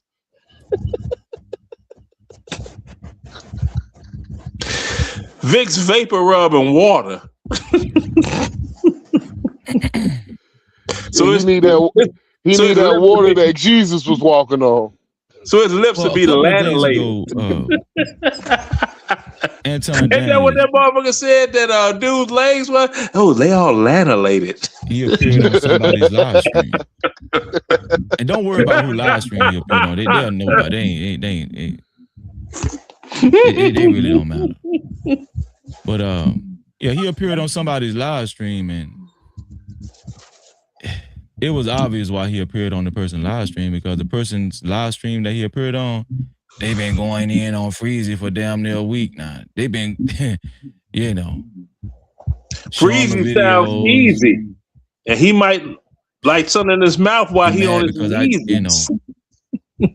I had to kind of correct them. Maybe that's why he drinks so much water, because he's freezy. He be on his kneesies with something in his mouth. It ain't easy. You could call him and tell him, because he was just doing so much better than me. So and the thing about Kevin I would try to talk to him about was, how can we make because like the intro that we had, my studio did it. So I would call him and say, hey, it sounds a little off or whatever else. It wasn't never an intellectual framework thing, because what he was doing, he was much further than any of us. Because I'm in the manosphere where we kind of helped create some of the framework of what black men were going through. And he came Which in one of them are the and most he was just, ashy? Miles and miles better O'Shea. than we were. So we couldn't really O'Shea ashy ass there beard. were things, that he would have some issues with, and that's between me and him. I would call him and say, I don't know why O'Shea looked like a racist ass and he would cartoon. receive that. Sometimes he would, but sometimes he wouldn't, and that's kind of how I seen a horse fly. So I seen a have dragon fly. If I feel like I know you have mistakes going, and my phone I is seen about everything. I see an elephant fly. What you say, boy? I can call you and tell you, hey, this topic is hot. You should be on this topic, or I might send you my clips or whatever else, stuff like that. Behind the scenes. Yeah. And so what he wants to frame it is somebody just called him. Like O'Shea, like I would just show up and O'Shea, that's my guy, man. I really rock with him or whatever. Like we was like really buddy. Man, Leonard, and I had never even talked to him before. I got a big ass nose, but that's a big goddamn nose, boy. He might call me, That nigga breathing all the white man's 3 or 4 air. times. So Anton Daniels doesn't have a problem with telling Well, the he truth. overweight. I seen that He live stream. Africa. I seen that live stream. And listen, if you're watching, make sure you hit the subscribe button and make sure you hit the notification bell after you subscribe. If y'all enjoying the show, subscribe and make sure you hit that notification bell. We got O'Shea Duke Jackson in the building. I seen that live stream, O'Shea, and he tried to make it seem like you was just a petty ass nigga. Like, yeah, he just called me for gossiping. And I was like, when he said it, because I know I have a really good read on Anton. I knew he was lying, bro. I knew he was. I was like, why he doing my brother O'Shea like that? That's crazy. Let me say this. Well, I will say this about O'Shea. I will say this. O'Shea, every person, reality is I have. Every person O'Shea has dealt with, he wind up beefing with him. Exactly. He wound up beefing with every single body O'Shea has worked with. There's always beef. Yeah. Remember, he was wearing the 5150 jerseys every time he did a show. Mm-hmm. Now all of a sudden it's a problem. Yeah, he used to be good with Obsidian, and then all of a sudden it was a problem. Yeah. He used to be good with Angry Man, then it became a problem. Yeah. Like it's so many, like same thing with him and Donovan Sharp. There was a problem. I think LAR, golly, what was his name? LAR Movement. Now it's a problem with him. Like he beefed with every single body he has worked with. Like it just doesn't make sense. And so this is hell. He had a problem with Kevin Samuels once upon a time. See there, and then and with Obsidian, with the Manosphere, they had this conclave, as they call it, at the Westin Hotel on Peachtree in Atlanta, and Kevin Samuels didn't even show up. Nope. Now they doing his Obsidian got his own conclave going on, right? Yeah, I know. Yeah, I was man, aren't they going to Las Vegas this year, right? Yeah, Las Vegas. Yeah. Yeah, he got to bring his pimp stick because he broke dick. He can't walk. Yeah. Called about misconduct. So now the issue is also, and not that my audience was the reason, but my audience say, hey, Anton is saying this, Anton is saying this, Anton is saying this, and this is kind of against what's going on. So it got so bad where I started to pay attention to what he was saying. So once I started to see what he was saying, and then I understood when I listened to it that he doesn't know what he's talking about. So I started also noticing how Anton Daniels deals with other people. So it automatically let me believe that he is somebody that I could not trust. Again, remember, Anton Daniels was supposed to be Kevin Samuels' friend. Now, he did go to the funeral, and but he wasn't close to Kevin Samuels or anything like that. But he damn sure made it seem like it. Go ahead, I'm saying. Well, the thing is, there's nobody that if Kevin Samuels had a problem with you when he was living, as of today, there are people that have talked bad on Kevin Samuels I will not talk to. Kevin Samuels did in 2022, going on almost 4 years. Right. So if you were really rocking with Kevin Samuels and you knew that Fresh and Fit really didn't fuck with him, then you apologized to Fresh and Fit, so really you didn't care about Kevin, even if you would have went to his funeral. Because his mom sends me, I couldn't make it, I was in Europe. I sent $1,000 to Kevin Samuels' funeral. His mom sends me a Christmas card every year. And from my mother and me. Wow. So because we was doing a lot of editing for Kevin Samuels for free in my studio. So yeah, the last intro Kevin Samuels had out, we made it. There's a lot of things that go behind the scenes in Black YouTube that happen that nobody know that I'm behind it or know something about it. We just don't tell everybody. You know, but so why the reality would is that you, Anton Daniels moves if in you're circles good in at which he feels something, why do it for that free? are beneficial to him. So since Kevin has passed away, there is no reason why he need to be loyal to Kevin. But when Kevin was alive, he felt that would he just ride waves all day. That's all he does. And that's why he don't have no infrastructure in this business, because he's just trying to ride clout and trying to ride. That's why his positions change so much. You know what, O'Shea? What you're saying makes a lot of sense, because obviously that's the reason. I remember he showed up on Kwame Brown's platform and he got into it with Gilbert Arenas, and he was basically grandstanding on Gilbert Arenas, saying that he got more money than Gilbert Arenas. I don't know why Anton think he got more money than these NBA guys, but I'm pretty sure Anton got a substantial amount of money. But I'm talking about he trying NBA guys, and he called out Gilbert Arenas. Gilbert Arenas ended up coming on Kwame's show. Then Anton kind of quieted. Go ahead. I understand. Then Anton kind of quieted down when Gilbert came on the show. Then Anton went at Gilbert's co-host, Kenyon Martin, saying that they're basically nobodies, and they're yes men to Gilbert Arenas. And when I was watching it, I was saying to myself, why is Anton doing it? That's so unnecessary. Like, his ego is so big. I was like, there's no reason why he should be disparaging Kenyon Martin. Kenyon Martin don't even know you, bro.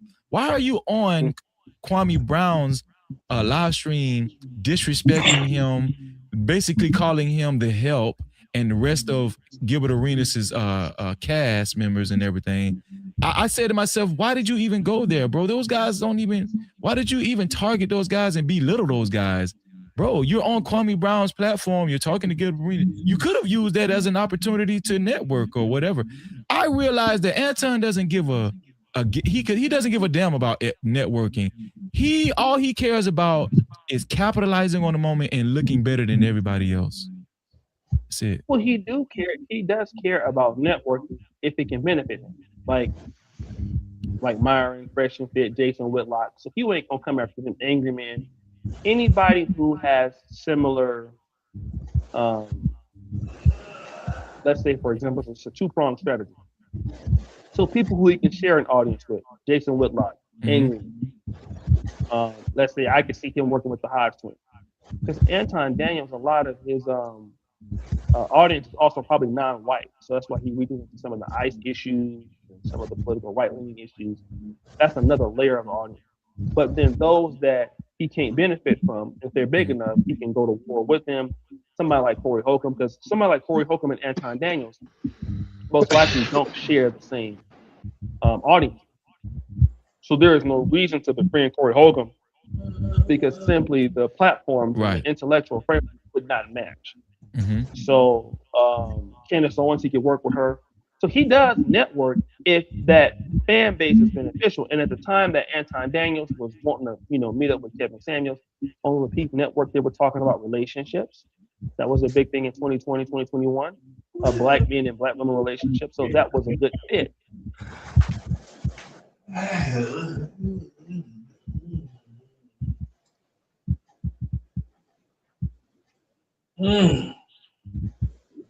Hey.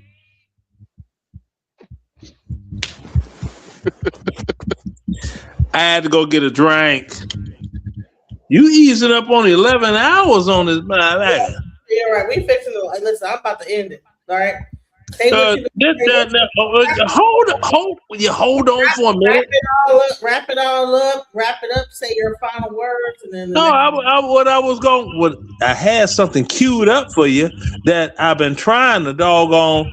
I was gonna play it, but you got into all kinds of other stuff, and it's no copyright in front. You won't get a copyright strike because this one is not the release one. Okay. Nah, I don't want to risk it. Okay, all right. Well, don't believe me, but I could. If I was to send you a link to a video I did on my page while I'm driving, that song is on there, and then I clicked on my version of Always and Forever by Heatwave. my production of that, and just for shits and giggles, and they be like, well, you should release that. You should this. You should no. You pay me. You think I'm gonna do this just to be cute? I ain't the rest of these doggone DJs. Amen. Listen, it's 11 o'clock. I'm tired, and I don't want to. It's 11 o'clock. Or like 11 hours. You must be in California. I'm in. It's 1 o'clock. I just said 11 o'clock because I'm tired and sleepy. Listen. Oh, it's 1 o'clock. Okay. Go ahead. All right. Good night, DJ. Okay. Hey, love, peace, hair grease, and hot pockets. Pikachu. Just when I thought I couldn't find my way out, yeah, I searched the God in me to find my way out. I know it can seem way out, but the Creator flows to and through me from way out. I'm talking way out, yeah, yeah, yeah. See if you believe in the God in you.